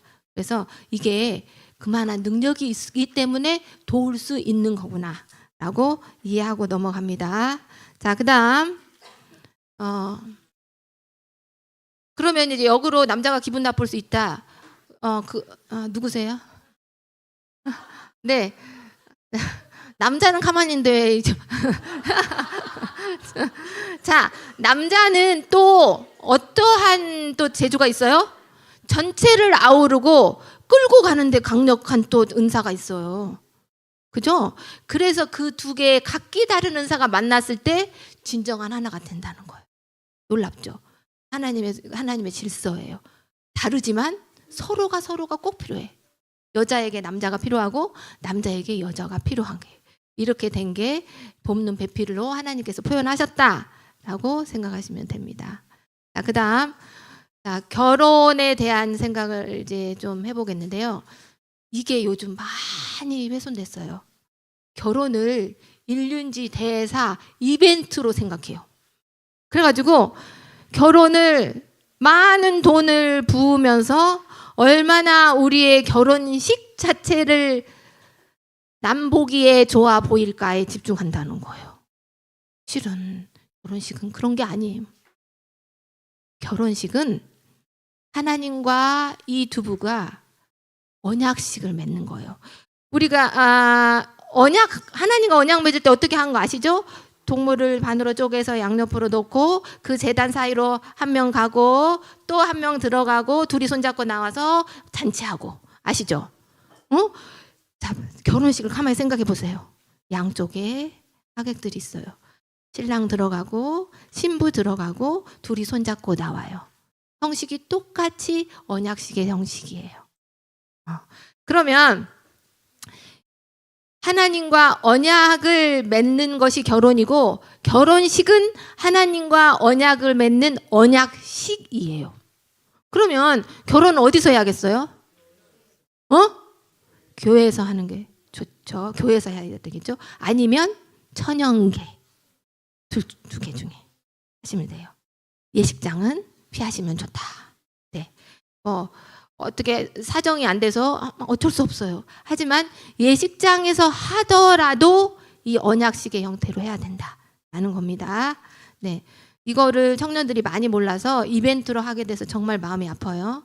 그리고 또한 요즘은 놀라운 것은 부모가 내 아들이 누구를 사귀는지도 몰랐는데 갑자기 오더니 내가 맨날 며칠 날 어디서 결혼을 할 거니까 오세요. 이렇게 통보를 받는 게 요즘 세상입니다. 자, 그래서 뉴스에서 보잖아요. 안 보셨어요? 요즘 젊은이들 다 그렇게 해요. 그것도 분명히 우리 교회 안으로 들어올 거예요. 여러분이 아셔야 돼요. 그거는 아니잖아요. 그렇죠? 그래서 요즘 젊은이들은 내 맘대로 사귀고 내 맘대로 결혼식장을 잡고 내 맘대로 결혼식을 해요. 그래서 주례도 세우지 않아요. 자기들끼리의 잔치예요. 그거는 위험한 신호예요. 자, 말씀드렸지만 이 새로 탄생하는 부부는 누구의 지지가 필요해요? 먼저 산 선배들의 지지가 필요하고 조언이 필요해요. 그런데 그거를 무시하고 자기들이 다 하고 올라면 오시고 말라면 마시 바쁘시면 안 오셔도 되고 이렇게 한다는 거는 슬픈 일입니다. 네. 네. 요즘 결혼식 문화가 그렇게까지 가고 있어요. 우리 자녀들은 그렇게 되지 않기를 바랍니다. 그래서 여러분이 결혼을 앞둔 자녀가 있다면 하나님은 웨딩 플래너라는 책을 꼭 읽어보시기 바랍니다. 어떻게 내 자녀가 교제를 해야 되고 내가 지금 교제하고 있는 그 커플에게 어떠한 조언자가 되어야 되는지가 잘 나와 있어요. 그래서 하나님은 웨딩 플래너를 꼭 읽어보시면 좋겠습니다. 그 다음에 나는 책을 너무 좋아해. 그러면 더불어 결혼은 하나님과의 언약입니다. 라는 책도 있거든요. 네, 그것도 같이 읽어보시면 됩니다. 결혼은 하나님과의 언약입니다. 라는 그런 책도 있습니다. 자, 그 다음 넘어갈게요. 그러면 하나님께서는 창조하시자마자 그날 왜 결혼 제도를 주셨을까? 근데 이제 여기에서 그런데 자기 맘대로 결혼하더라도 결혼하면 땡큐예요. 요즘 솔직히 말해서 요즘 세상은 결혼을 안 하려고 하는 게 문제죠. 그런데 결혼을 안 하려고 하는 이유가 조금 좀 심각하죠. 결혼을 안 하는 게 만약에 내가 주의 일에 전념하여서 내가 가족이나 내 배우자에게 쏟는 에너지조차도 주의 복음을 전하는 데 쏟고 싶어 라는 사명을 가진 사람이다. 결혼 안 합니다. 독신의 은사. 알겠어요? 그런 독신의 은사를 받은 사람은 결혼을 안 하는 게 주의 뜻이에요. 그런 분들 계시죠? 우리 교회도 계시고요. 자, 그래서 나는 모든 나의 삶의 에너지를 복음 전파에 쓰겠어 라고 하는 청년이 있다면 결혼 안 해도 됩니다. 네? 그런데 그게 아니고 내가 번 돈인데 왜 나눴어? 아니 내가 혼자 쓰면 나는 여행도 가고 좋은 차 사고 좋은 집에 살 텐데 내가 왜 애를 낳고 내가 번 돈으로 그렇게 하냐고. 나 그렇게 안 하고 싶어. 이렇게 해서 결혼 안 하는 거는 아니다라는 거. 그거는 이 청년이 현재 나만 바라보기 때문이에요. 그가 자기의 삶이 유한하다는 사실, 그럴 뿐만 아니라 나도 40대고 50대고 60대고 70대다는 사실을 안다면 그런 결정을 하지 않을 거예요. 그렇겠죠? 그래서 아까 말씀드렸던 것처럼 독신의 은사가 있는 분들은 영적 자녀들이 있어요. 그들을 케어하면서 그분들은 성장하시고 또한 보람을 느끼셔요. 그런데 그거가 아니고 나는 내가 번 돈은 내가 쓰겠어. 나는 나의 삶을 즐기겠어. 라는 동기로 결혼을 안 하는 거는 후일에 고독한 나를 만드는 거예요. 그렇죠? 그래서 그거는 10년, 20년, 30년을 내다보지 못하는 선택이다. 라고 말씀드리고 싶어요. 그래서 우리는 독신의 은사가 있는 특별한 분이 아니고는 결혼하기를 권해야 돼요. 왜냐하면 결혼은 하나님께서 우리에게 행복하라고 주신 제도예요. 자, 앞으로 그럼 어떻게 행복할지는 후에 설명하겠습니다. 자, 결혼 제도를 주신 목적은 첫째, 나의 내 편이 있는 거, 내 편. 자, 이 세상 살아가기 진짜 힘들어요. 진짜 힘들죠. 그런데 이렇든 저렇든 내 편 들어주는 사람이 있다는 거, 그것만으로도 엄청 마음의 지지가 되죠. 네. 그래서 첫째로 하나님께서는 둘이 서로 내 편이 되면서 행복해라 라고 주셨어요. 자, 두 번째로 두 부부가 만나서 사랑함으로 그 결과로 생명의 탄생. 그러므로 하나님 백성이 번성하게 되는 거. 이게 하나님의 뜻이죠. 그렇죠? 그러면서 우리는 자녀를 낳아 기르면서 무화적 사랑, 하나님께서 우리에게 주신 그 사랑을 실천해 보는 거예요. 그렇죠? 자, 그다음 결혼 생활이야말로 우리를 연단하는 것이다. 자, 이게 싫어서 결혼을 안 하려고 하거든요. 그런데 여러분, 연단의 시간이 지나면 행복이 옵니다. 열매가 있어요. 제대로 된 연단을 하시면. 자, 그래서 결혼은 실은 다듬어지지 않은 두 보석이 만나는 거예요. 다듬어지지 않아요. 우리는 다 죄인이에요. 죄인 아닌 사람 있어요? 없어요. 다 죄인이에요. 죄인 둘이 만났는데 좋을까요? 그렇지 않아요. 그래서 왜 웃으실까요? 자, 죄인 둘이 만났는데 정말 이보다 열심히 싸울 수 없게 싸워요. 제가 그랬어요. 정말 열심히 싸웠어요. 그게 이제 보석이 막 서로 막 부딪히는 거예요. 소리 나게 막 부딪히는 거예요. 그런데 여기서 중요한 게 있어요. 하나님이란 연마제와 함께 부딪혀야 돼요. 자, 그러면 넘어가서 자세히 설명하겠습니다. 그러면 우리는 결혼을 했어. 결혼을 했으면 어떻게 살아야 돼요? 행복하게 살아야 돼요. 결혼을 했는데 안 행복해. 그러면은 손해예요. 하나님의 뜻은 결혼을 했으면 행복하게 살아라예요. 자, 그러면 행복하게 사는 비결. 자, 죄송한데 이것도 복음입니다. 모든 답은 복음에 있어요. 자, 행복한 결혼 생활을 위한 꿀팁 하나는, 첫 번째는 우리 가정, 나와 내 배우자가 둘만이라고 생각하지 말라는 거예요. 뭐로 만나야 돼요? 삼각형이죠. 정삼각형. 자, 아랫변의 꼭지점은 나, 또 저쪽 반대 꼭지점에는 내 배우자, 그리고 저 꼭대기의 꼭지점에는 하나님이 계셔요. 정확하게 삼각형이 돼야 되는 거예요. 우리 가정이. 그래서 삼자 대화가 돼야 돼요. 삼자 대화. 자, 왜 이게 필요하냐? 아까도 말씀드렸지만 우리는 죄인이에요. 그래가지고 우리 둘이 그냥 즐기고 싶은데 하나님이 계시다니 좀 남사스러운데 그러면서 밑변에서 둘이 만나 보셨죠? 저도 열심히 만났어요. 저도 하나님 없이 둘이 막 열심히 만나봤더니 열심히 부딪혔어요. 그래서 밑변에서 우리 둘이 쎄쎄쎄 해보자 하면서 만나면 정말 열심히 싸웁니다.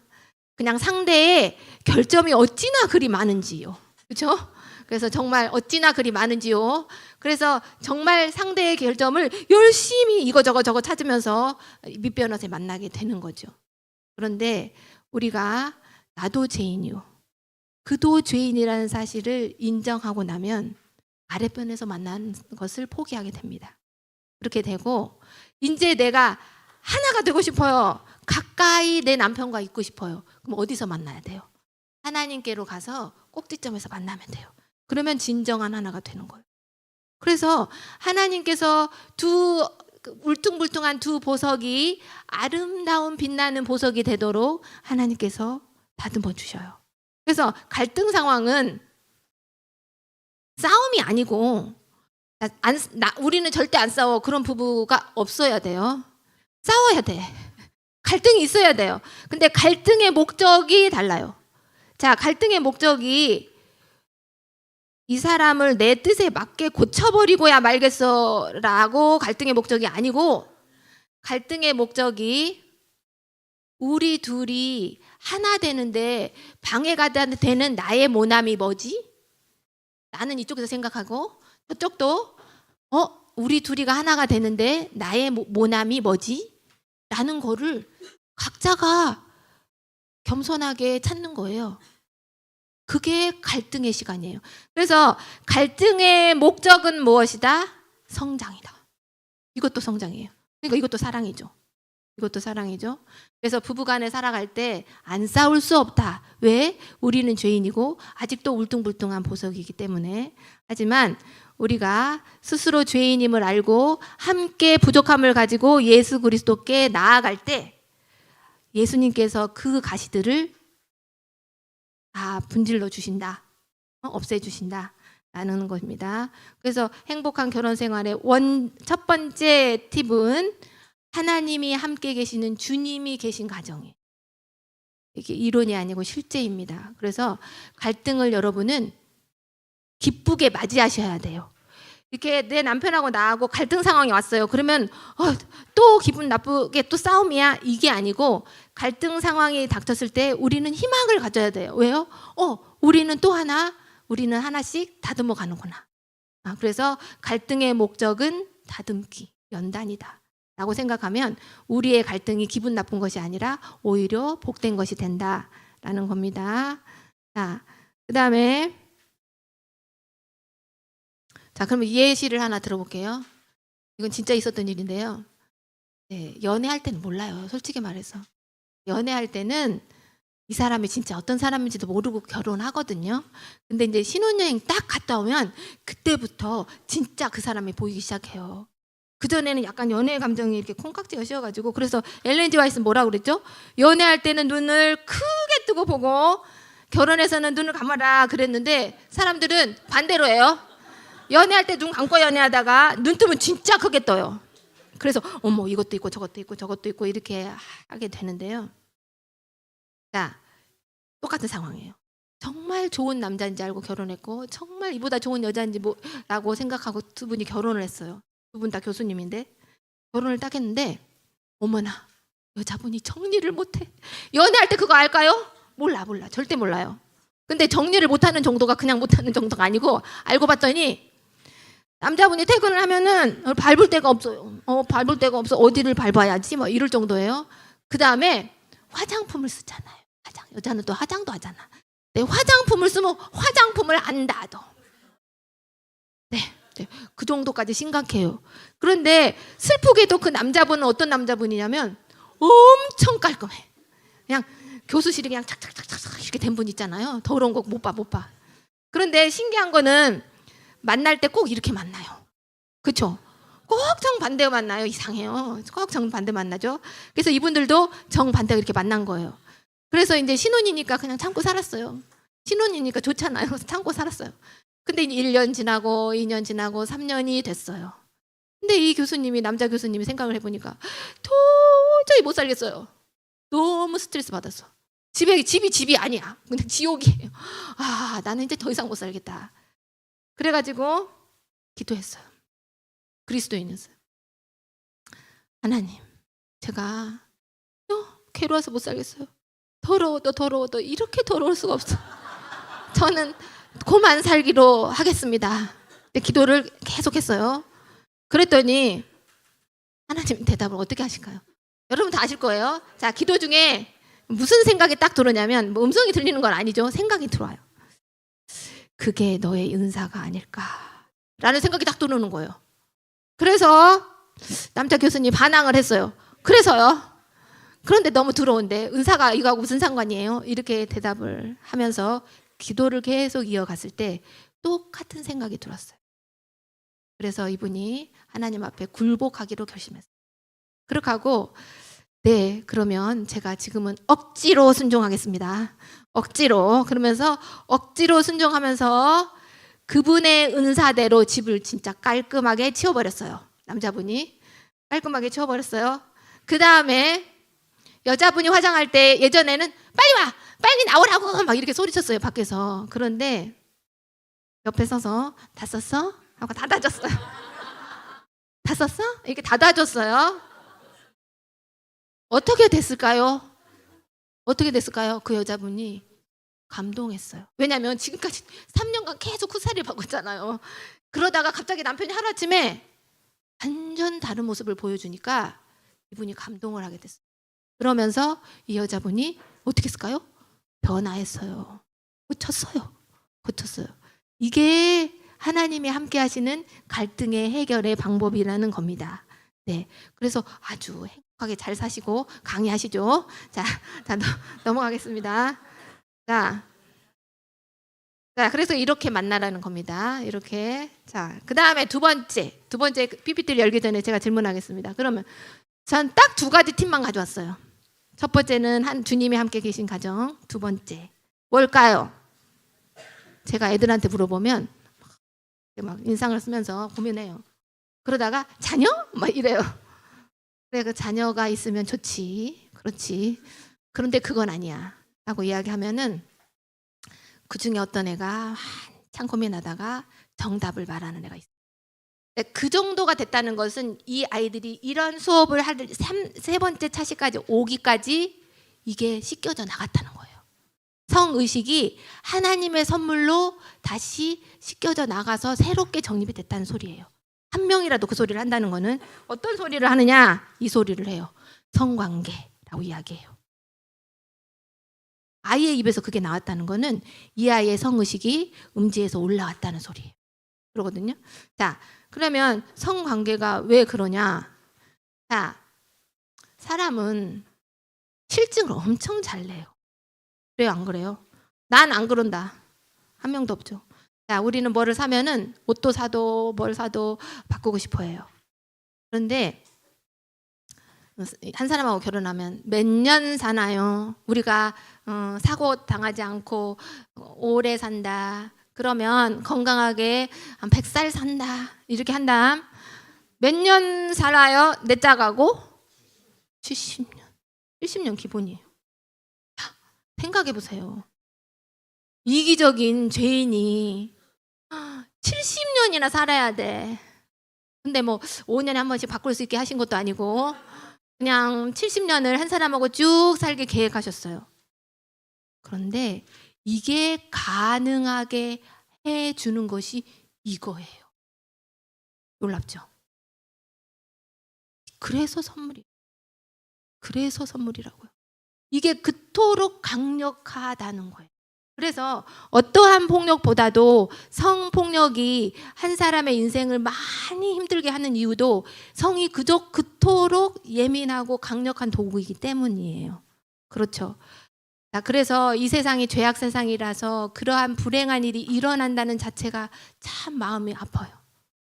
그래서 우리는 빨리 하늘에 가야 되겠죠. 이 세상이 빨리 끝나야 돼요. 예수님 빨리 오셔야겠어요. 자, 그런데 아무튼 이 성관계는 부부가 실증나지 않고 70년을 살게 해주는 도구라는 거예요. 그런데 이것을 지금 세상은 그렇게 사용하고 있나요? 용도가 이거라는 거예요. 용도가. 자, 그래서 여러분이 성관계를 이렇게 이해하게 될 때 여러분은 여러분의 배우자와 그 연애 때 느꼈던 그러한 연애 감정, 비스무리한 고상한 연애 감정을 느낄 수가 있어요. 신기하죠? 그러면 다른 사람을 향하여 연애 감정이 일어날까요? 안 일어나요. 그래서 이 성관계는 인간의 보이는 몸 있죠? 몸뿐만 아니라 우리의 전두엽에 있는 이 자, 혼과 그다음에 하나님과 연결하는 혼, 세 가지가 하나가 되는 거예요. 성관계는 몸만 하나가 되는 게 아니에요. 그래서 전인적인 하나가 되도록 계획하신 것이 성관계. 그래서 하나님께서 주신 성관계는 거룩한 접착제. 근데 성능이 아주 뛰어나요. 그래서 이 성관계의 사용법을 제가 이제 스스로 말씀 묵상하다가 이렇게 정립을 했는데 제가 깜짝 놀란 게 이제 기도하면서 혼자 이렇게 세 가지 법칙을 생각을 했거든요. 그런데 유대인들이 이렇게 생각하더라고요. 저 깜짝 놀랐어요. 자, 보니까 성관계 사용법은 언제? 결혼식 후에, 다시 말해 결혼 제도 하에서란 뜻이에요. 하나님께서 아담과 하와를 주례하시고 주신 거잖아요. 그렇죠? 그래서 결혼식 후에, 다시 말해 결혼 제도 하에서란 뜻이에요. 결혼식 후에 누구랑만? 나의 배우자와만. 어디에서? 둘만의 장소에서입니다. 자, 그러면 한 개씩 짚어보도록 하겠습니다. 왜? 결혼식 후야. 아니, 내가 6개월 후에 이 사람이랑 결혼할 건데 그냥 하면 안 돼? 이렇게 생각할 수도 있죠. 그렇죠? 자, 그런데 결혼식 후인 이유는 아까 말씀드린 결혼의 의미 때문입니다. 결혼식은 하나님과의 언약식이에요. 그러면 누가 하나로 만들어 주셔야 돼요? 하나님이. 그런데 우리 둘이 알아서 둘이 붙이고 왔어요. 네. 자, 그거보다 하나님 앞에서 하나가 되는 게 좋겠죠? 네. 자, 그 다음에 두 번째로 우리는 한 치 앞을 모르는 존재. 그래서 우리가 6개월 후에 결혼할 거를 어떻게 알아요? 어떻게 확신하냐고요? 그래서 우리는 겸손하게 하나님의 사용법대로 인내로 기다리는 거. 그래서 결혼식 후에입니다. 우리는 연약한 존재이므로 이 사람과 내가 결혼을 하지 못하는 일이 일어날 수도 있다는 거예요. 그래서 겸손하게 우리가 미리 내다보고 하는 거는 아닌 거죠. 그래서 결혼식 후에. 그다음 나의 배우자와만. 자, 이거는 아까 말씀드린 접착제 때문입니다. 자, 이게 여기에서 이거 설명할 때 제가 색종이 놀이를 하거든요. 색종이 놀이를 하는데 제가 아이들에게 가위와 색종이와 마음에 드는 색종이 2개 고르라고 그래요. 2개. 가위하고 그다음에 꼭 물풀. 딱풀 안 됩니다.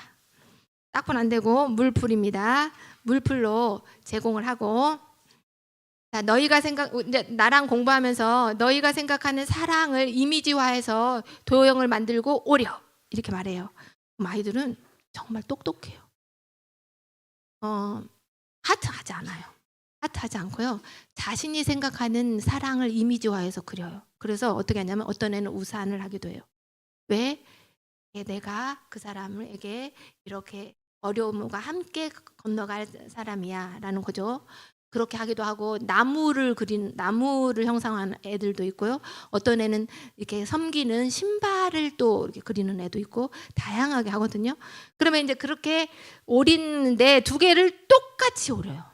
2개를 똑같이 오리게 한 다음에 그것을 정말 꼼꼼하게 풀칠을 하게 합니다. 빈틈없이 강력 접착제처럼. 그래서 빈틈없이 이제 다 풀칠을 하고 그 다음에 다림질까지 해요.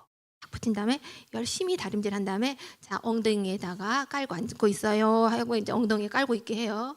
자 그런 다음에 이제 뭐 하냐면 왜 하나님은 우리에게 믿는 자와 결혼하라고 했을까를 이야기해요. 왜 믿는 사람하고 결혼하라고 했을까?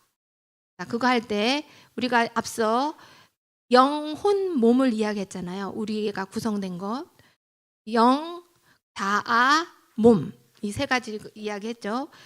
우리가 누군가랑 부부로 사는데 이야기하지 못할 부분이 있다라는 건 참 슬픈 일이다 라는 거예요. 영적인 부분은 제외하고 다른 건 다 맞아. 그건 불행이라는 거예요. 왜요? 성관계는 영, 자, 몸의 결합이기 때문에. 그래서 실제적으로 제가 만난 똑똑한 이런 청년이 있었어요. 자기가 대학을 사회대학을 간 거예요. 약학과를 갔어요. 그랬는데 그래서 이런 교육을 안 받았기 때문에 그냥 자기가 마음에 드는 아가씨랑 사귀었어요. 근데 사귀면서 이 사람이 내가 이 아가씨에게 말하지 못하는 부분이 있다라는 사실을 깨달은 거예요. 그러니까 어느 순간에서 더 가까워지지 않는 거예요. 그래서 헤어졌어요. 아주 똑똑한 청년입니다. 대부분의 청년들은 이렇게까지 생각하지 않아요. 근데 이 청년은 굉장히 똑똑한 분이죠. 그래서 이제 제가 다른 분을 소개시켜 드렸는데 우리 교인으로. 그런데 이렇게 우리는 나의 배우자와 이야기하지 못할 부분이 있다라는 거는 슬픈 일이에요.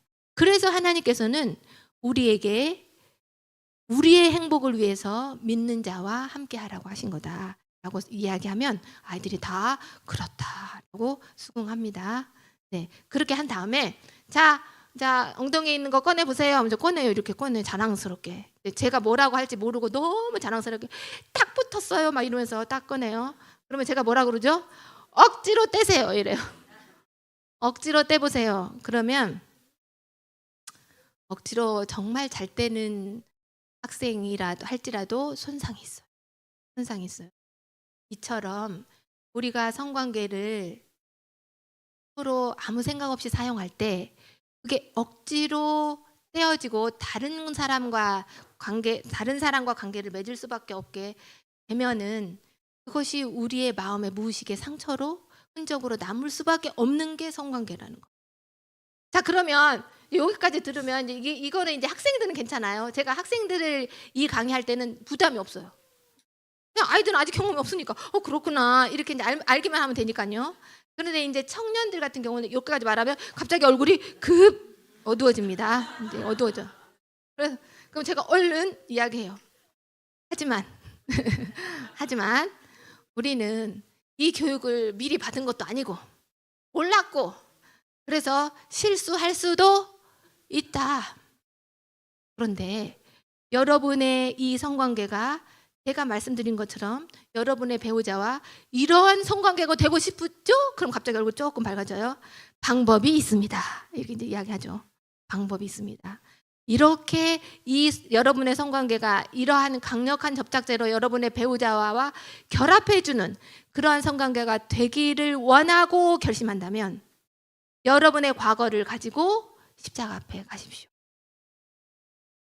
그러면 깨끗게 하시는, 새롭게 하시는 그분께서 여러분을 분명히 그것이 하나도 없는 사람으로, 흔적이 전혀 없는 사람으로 만들어 주실 것을 믿습니다. 하지만 이 작업이 쉽지 않고 이야기합니다. 쉽진 않아요. 쉽진 않아요. 자, 그래서 제가 청년들에게 이거를 강의할 때 제일 부담이에요. 그렇지만 이제 이렇게 어린 학생들에게는 이 사용법을 자신 있게 가르쳐 줍니다. 자신 있게 가르쳐 주고 그다음에 이것이 얼마나 놀라운 역할을 하는지. 그래서 성관계는 언제까지 할까? 이렇게 물어보면 또 당황해 애들이. 자, 성관계는 어떻게 할까? 너네 부모님 하실까 안 하실까? 이렇게 이제 제가 물어보거든요.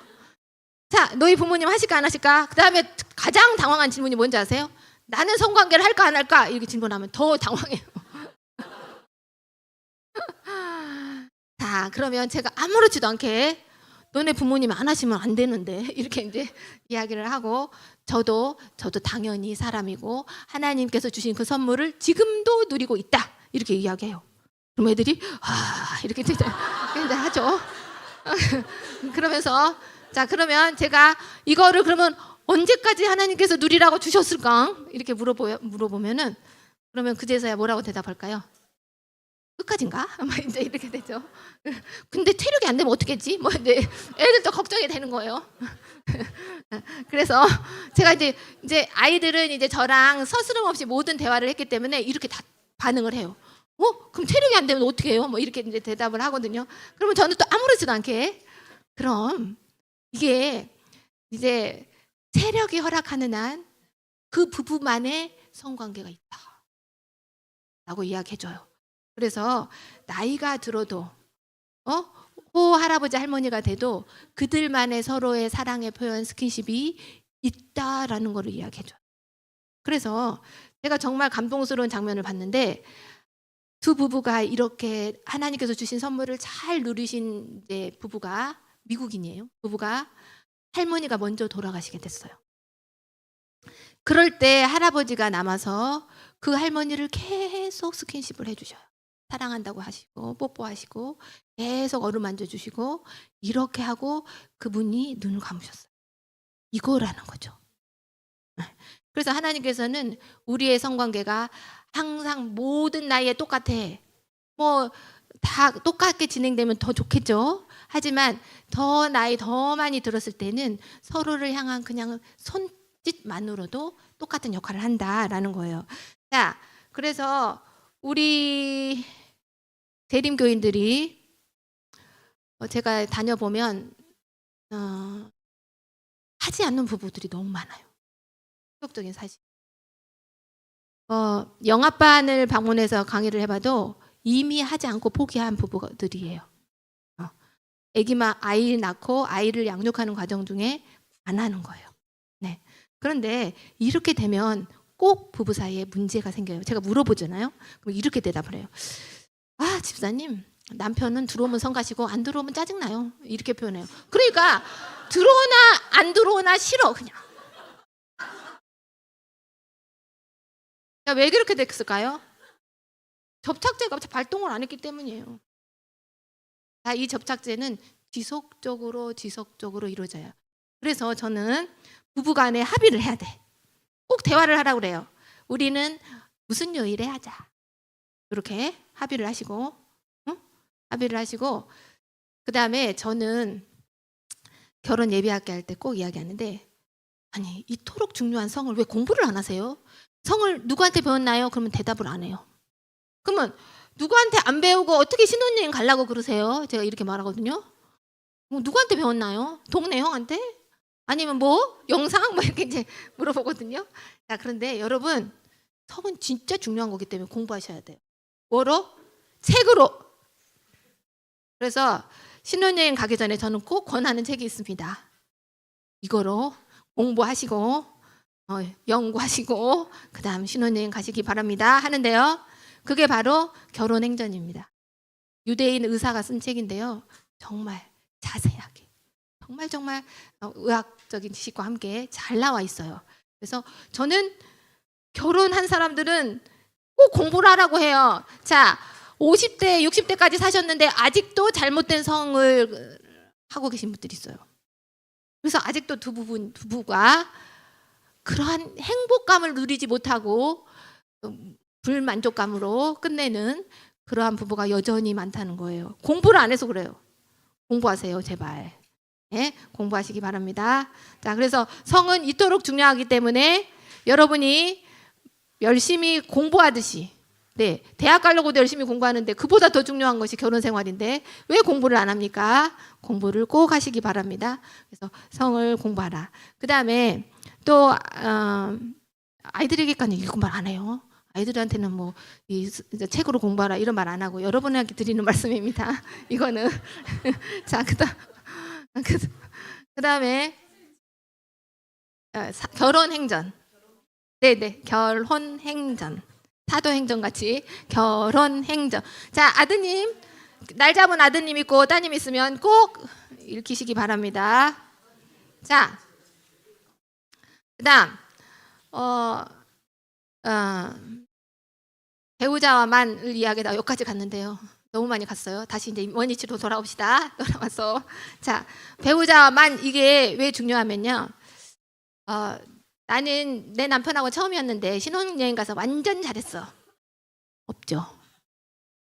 없어. 나도 처음인데 그도 처음이어가지고 완전 못했어. 그게 정답. 그죠? 자, 그래서 전혀 경험이 없는 둘이 만나서 우리만의 성을 만들어가는 거예요. 다른 사람은 성을 흉내내는 게 아니고 우리만의 성에 둘이 익숙해져 가는 거예요. 둘의 성에 둘이 집중하는 거예요. 그런데 요즘 위험한 말이 있어요. 선색 후사. 이게 뭐예요? 먼저 섹스를 해보고 사귄다. 이런 거예요. 이게 잘못된 개념이거든요. 이게 뭐냐면 이 성관계를 몸의 결합으로만 보는 거예요. 그리고 이러한 지금 생각들은 남자 중에 잘하는 사람만 여자친구 사귈 수 있다는 거예요. 말이 돼요? 아니죠. 우리는 다양합니다. 하지만 다 적응할 수 있어요. 건강하다면. 건강한 남녀라면 다 자기들만의 성을 만들어 갈 수 있다는 이야기입니다. 그리고 둘만의 성으로 즐거움과 행복감을 누리는 것이 하나님의 뜻이에요. 그렇죠? 네.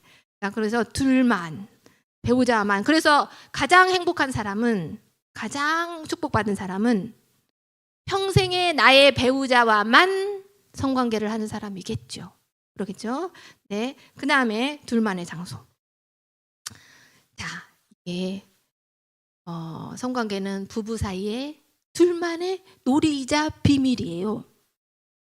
그런데 막 그거를 사진을 찍어요, 동영상 찍어요. 이거는 비밀을 깨겠다는 거예요. 작정하고. 그렇죠? 자, 그다음 그럴 뿐만 아니라 그것이 다음에 이 부부에게 엄청난 저주로 다가올 수 있는 거 다 아시죠? 뿐만 아니라 우리 둘만의 이 성관계는 자녀도 보면 돼요. 절대 자녀가 보면 안 돼요. 그렇죠? 그래서 이 부부의 성관계가 아름다움을 유지하려면 둘만이어야 돼. 어느 누구의 시선이 그 사이에 끼면 안 돼. 하나님 외에. 그래서 여러분의 안방은 거룩한 장소예요. 어떤 장소예요? 거룩한 연합의 장소라는 거예요. 그래서 제가 이제 이런 말 이렇게 이제 하나님께서 이러한 역할로 이게 성관계를 주신 거에 설명을 한 다음에 자 그러면 부모님들이 조용히 안방에 계신다. 그러면 어떻게 해야 될까요? 이렇게 물어보면 그러면은 들어가면 안 되겠군요. 이렇게 이제 이야기해요. 그래서 아이들에게 이야기해요. 여러분의 부모님들이 하셔야 한다. 왜냐하면 그 부모님이 행복해야 여러분도 행복하기 때문이다.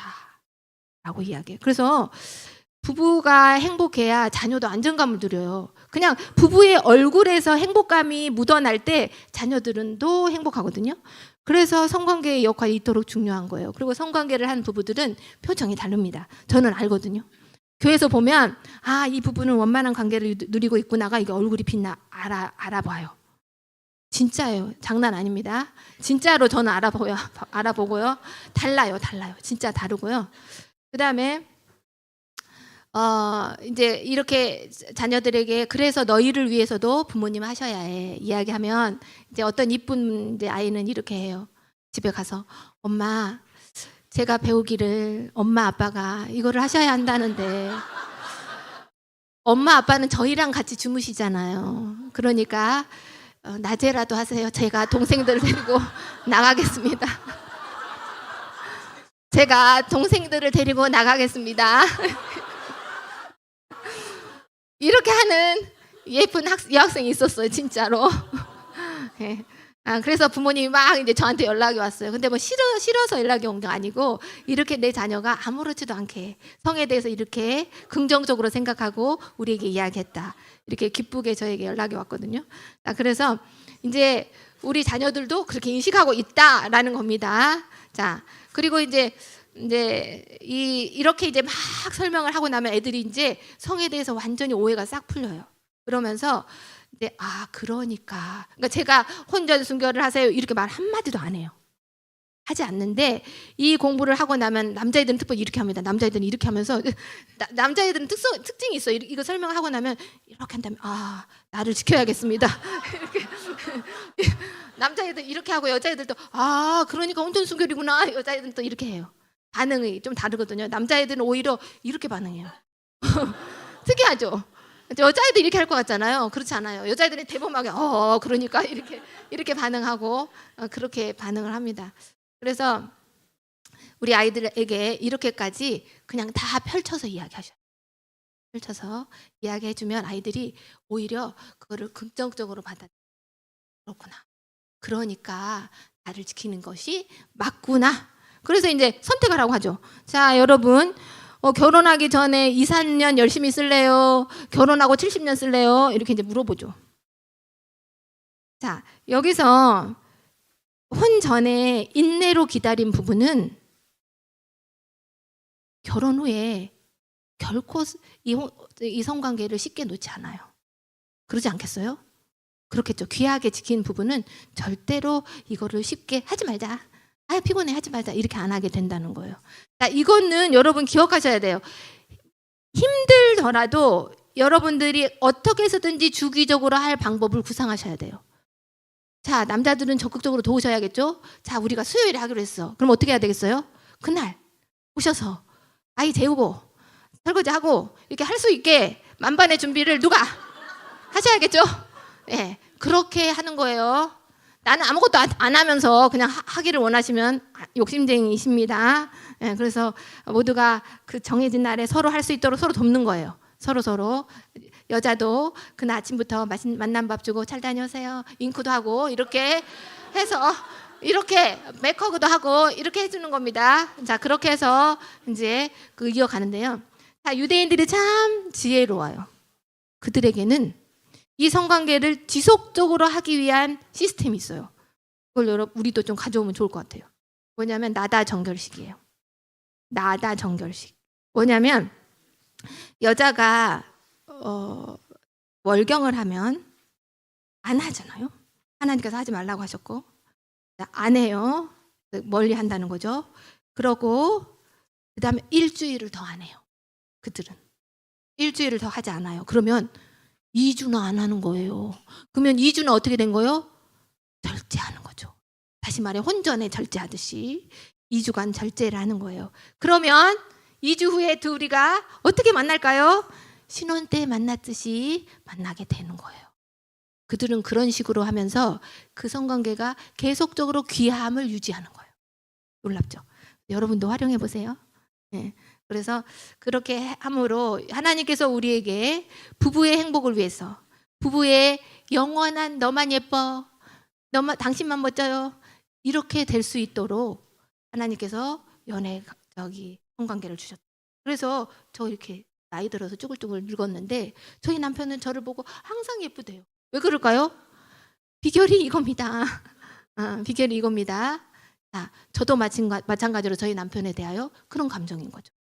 그래서 여러분 연애 감정의 유효기간이 2년 맞습니다. 하지만 그보다 고상한 연애 감정을 누리고 싶으신가요? 그러면 성관계입니다. 이토록 놀라운 선물을 주셨는데 왜 활용을 안 할까요? 활용해야겠죠. 그래서 이것을 열심히 알려주세요. 네. 그래서 아이들에게는 너네들 결혼 전에 3년 즐길래? 70년 즐길래? 이렇게 질문하시면 아이들이 합니다. 자, 그러면 넘어가겠습니다. 자, 그다음 이렇게 부부가 원만한 관계, 2개의 꿀팁을 가지고 원만한 관계, 행복한 부부로서의 모습을 자녀에게 보여줄 때 부모의 얼굴에서 나오는 행복감과 강체가 우리 자녀들에게도 전달이 됩니다. 그러겠죠? 그러면 우리 자녀들은 결혼하는 거래. 이렇게 안 해도 결혼해요. 왜요? 결혼해 사는 것이 행복하다는 걸 너무 잘 알아요. 실물 교훈이야, 그냥. 그렇죠? 그래서 부부가 서로 존경하고 감사 표현을 하는 모습을 보면서, 그리고 자신의 역할을 책임을 다하는 모습을 보면서, 부부가 서로 사랑의 눈빛을 교류하는 걸 보면서, 그리고 가족이 하나님 앞에서 서로 다투더라도 어떻게 해요? 화해하고 더 나은 모습으로 성장하는 부모의 모습을 보면서, 그리고 자녀들을 하나님의 방법대로 신앙을 전수하면서 양육하는 모습을 보면서 우리 자녀들은 제대로 된 교육을 무언으로 받습니다. 제대로 된 성교육을 무언으로 받습니다. 그런데 이러한 성교육을 방해하는 요소가 있어요. 뭘까요? 싸우면 정말 둘이 조용히 싸우세요. 둘만. 갈등 상황이 생기면 둘만 조용히 갈등 상황을 해결하시면 됩니다. 근데 아이들 앞에서 싸우면 아이들은 어떻게 느끼냐면 세계 전쟁이 났다고 느껴요. 어린 아이들은. 세계 대전이 났다니까요. 그래서 부모들이 우리가 싸우면 애가 그냥 대수롭지 않게 생각하겠지 이렇게 생각하시는데 그렇지 않아요. 아이들은 부모들이 서로에게 질타의 눈빛을 주거나 서로 째려보고 그다음에 서로 냉정기를 갔을 때 아이들은 세계 대전 중이에요. 그러거든요. 그래서 절대로 아이들 앞에서 싸우면 안 됩니다. 그다음 자녀에게 니네 아빠는 왜 저런다니, 니네 엄마는 왜 저런다니, 지네 친정 외할머니도 그러더니 니네 엄마도 그러네 막 이러면서 대대로 막 욕을 하는 거. 그러면 이 아이가 어떻게 생각할까요? 어머, 나는 이런 집안의 자녀구나. 나는 못났네. 자존감 뚝뚝뚝 이렇게 하고 싶지 않으시죠? 그다음에 저는 3년 이상 대화를 안 하는 부부도 봤어요. 교인인데.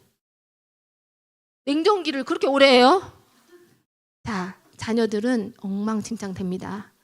그래서 부부가 행복하게 사는 것, 그것이 성가치관 교육에 가장 중요하다라는 거를 이야기하고 마치도록 하겠습니다.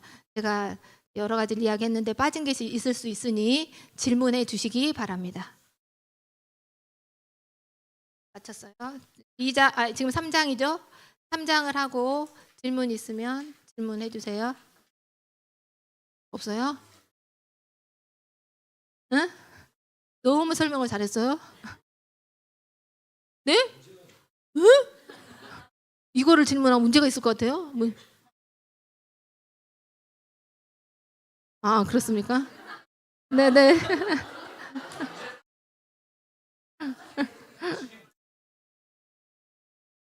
민경채 목사님이 문제가 있다고 하니까 갑자기 질문하고 싶은 생각이 들어가지고 지금 하신 강의는 너무 부모들한테 해야 될 강의인 네, 것 맞아요. 같아요. 부모한테 해야 될 강의인데 이제 아이들한테는 어느 어디까지? 선까지 네, 말씀드릴게요. 강의를 하시는지.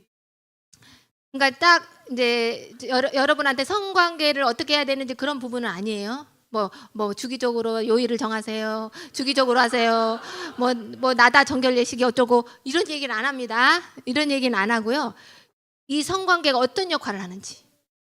그래서 성관계 사용법 3가지 꼭 제시하고 왜 사용법이 그렇게 되는지 자세히 설명하시고 여러분 다 아시잖아요. 그죠? 네, 3가지 다 제시하시고 그다음에 이 성관계는 하나님께서 우리가 결혼 생활 전반을 걸쳐서 유지하기를 원하신다는 거. 그래서 제가 3년과 70년을 비교하는 거예요. 네, 그리고 또한 우리가 혼전에 이것을 쉽게 사용해 버릴 때 우리가 결혼 후에 이것을 함부로 고만두기 쉽다라는 것도 설명해요. 그것도 그래서 여러분 수위를 모르시겠어요? 아시겠죠? 거기까지 수위를 정하셔서 말씀하시면 될 것 같은데요. 됐습니까? 네. 그러면 네네. 재림 신앙 안에서 잘 자라고 있던 여학생이 대학생이 되어 입학을 하게 되어서 지방으로 이제 학교를 다니게 되었습니다. 그리고 방을 얻어서 살게 되었는데 남학생을 사귀면서 동거를 하게 되었다고 합니다. 동거 6개월 후에 엄마한테 이제 동거하고 있습니다. 이렇게 얘기를 하고 그 집사님은 이게 너무 고민이 되니까 목사님께도 얘기를 못 하고 이게 어떻게 이게 너무 당황스럽고 뭐 그렇다고 합니다. 이런 상황에서는 어떻게 대처해야 되고 이런 일들이 일어날 수 있는 요소가 너무 많이 있는데 현 시대에 어떻게 우리가 지도해 줘야 되는지 네. 궁금합니다. 우리가 이러한 일이 일어나지 않게 하기 위해서 이 교육을 하는 거잖아요. 그러거든요. 근데 사후에 그럼 어쩌나? 이거 질문하시는 거죠. 자, 사후에 이미 일어난 일에 대하여 탓을 하거나 질책을 하거나 하면은 오히려 교육의 효과가 없고요. 오히려 그 아이는 닫아버리고요. 부모를 그럼 멀리하게 돼요. 그리고 내 옆에 지금 짜릿한 성관계를 즐기고 있는 이 사람의 말을 치중해요. 그래서 이럴 경우 그럼 어떻게 해야 될까요? 그냥 여전히 내가 너를 사랑하고 있고 언제든지 나는 너를 도울 자라는 걸 항상 이야기하셔요. 그리고 그 다음에 그러니까 화를 내면 될까요? 근데 그게 힘들어요. 솔직히 말해서 열 엄청 받잖아요. 세상에 내 딸이 이거 뭐야? 막 이렇게 되면서 열 받잖아요. 그런데 이거를 들으면 먼저 즉시 딸을 만나시면 안 되고 하나님께 먼저 가셔야 돼요. 어떻게 이거를 해결할지. 내 딸이잖아요. 자, 우리 예수님 어땠어요? 우리가 아직도 죄인 되었을 때 정말 지저분할 때 우리를 위해서 생각하셨죠. 엄마가 이제 준비하는 거예요. 내가 이 딸을 위하여, 이 딸의 회복을 위하여 내가 어떻게 할까를 생각하셔야지 지금 막 현재 일어나고 있고 과거에 일어난 일을 지적한다고 해서 해결되지 않아요. 그렇겠죠. 그래서 이 둘과 대화를 진정으로 하시면 좋을 것 같고요. 그다음에 그러면 일단 동거는 좀 말리고 서로 각자의 각자의 거처를 삼도록 먼저 분리하는 것은 먼저 할 순서인 것 같아요. 먼저 할 순서이고 그다음에 이것에 대하여 억지로 막 뛰어노려고 노력할 때 더 붙어요. 연애 감정의 특징이거든요. 아까 연애 감정의 특징을 제가 안 하고 넘어갔는데 여러분 책을 보시면 연애 감정의 특징이 뭐냐면 이미 불이 붙어버린 거예요. 그리고 그들은 지금 이미 이 성관계를 강력한 접착제로 사용해 버렸어요. 그래서 이제 모든 게 이게 어머니의 바른 말이 어머니의 사랑의 조언이 들어가지 않는 상태예요. 내 딸이 지금 수렁에 있는 상태라는 거죠. 그렇기 때문에 그 딸이 서서히 제정신이 차려질 때까지 엄마는 기도로 기다려야 돼요. 그게 인내의 시간이에요. 그게 인내의 시간이에요. 그러니까 얼마나 힘들겠어요. 이런 일이 일어나면. 그러니까 우리가 어렸을 때부터 이 교육을 함으로 방지하자는 거. 네, 방지하자는 겁니다. 네. 그다음에 간혹 이제 내 아들이 포르노를 봤다고 하면서 엄청 막 열받는 부모가 있어요. 절대 X입니다. 자, 남자애들은 포르노를 볼 수밖에 없는 사회예요. 이 사회가. 그래서 이러한 상황이 일어나든지 내가 생각지도 못하는 너무나 당황스러운 사건이 일어났을 때 열받는 거 그건 전혀 도움이 되지 않아. 지금 이 상황에서 내가 이 아이를 회복시키는 게 뭘까를 하나님 앞에 가서 기도로 조언을 구하고 그 기도 중에 지혜를 구하셔야 돼요. 네, 그래서 우리가 죄악 세상이라서 우리 집에는 이런 일이 안 일어나겠지. 하지만 일어날 수 있어요. 네, 일어날 수 있어요. 그럴 때 절대 열받거나 놀라지 마시고 이 세상이 죄악 세상이니 일어날 수 있는 일이다. 그러니 이거를 내 사랑하는 자녀를 어떻게 회복시킬까? 에 초점을 맞추시면 좋겠습니다. 중요한 키워드는 회복입니다. 이런 경우는 회복입니다. 자, 여기까지 하고요.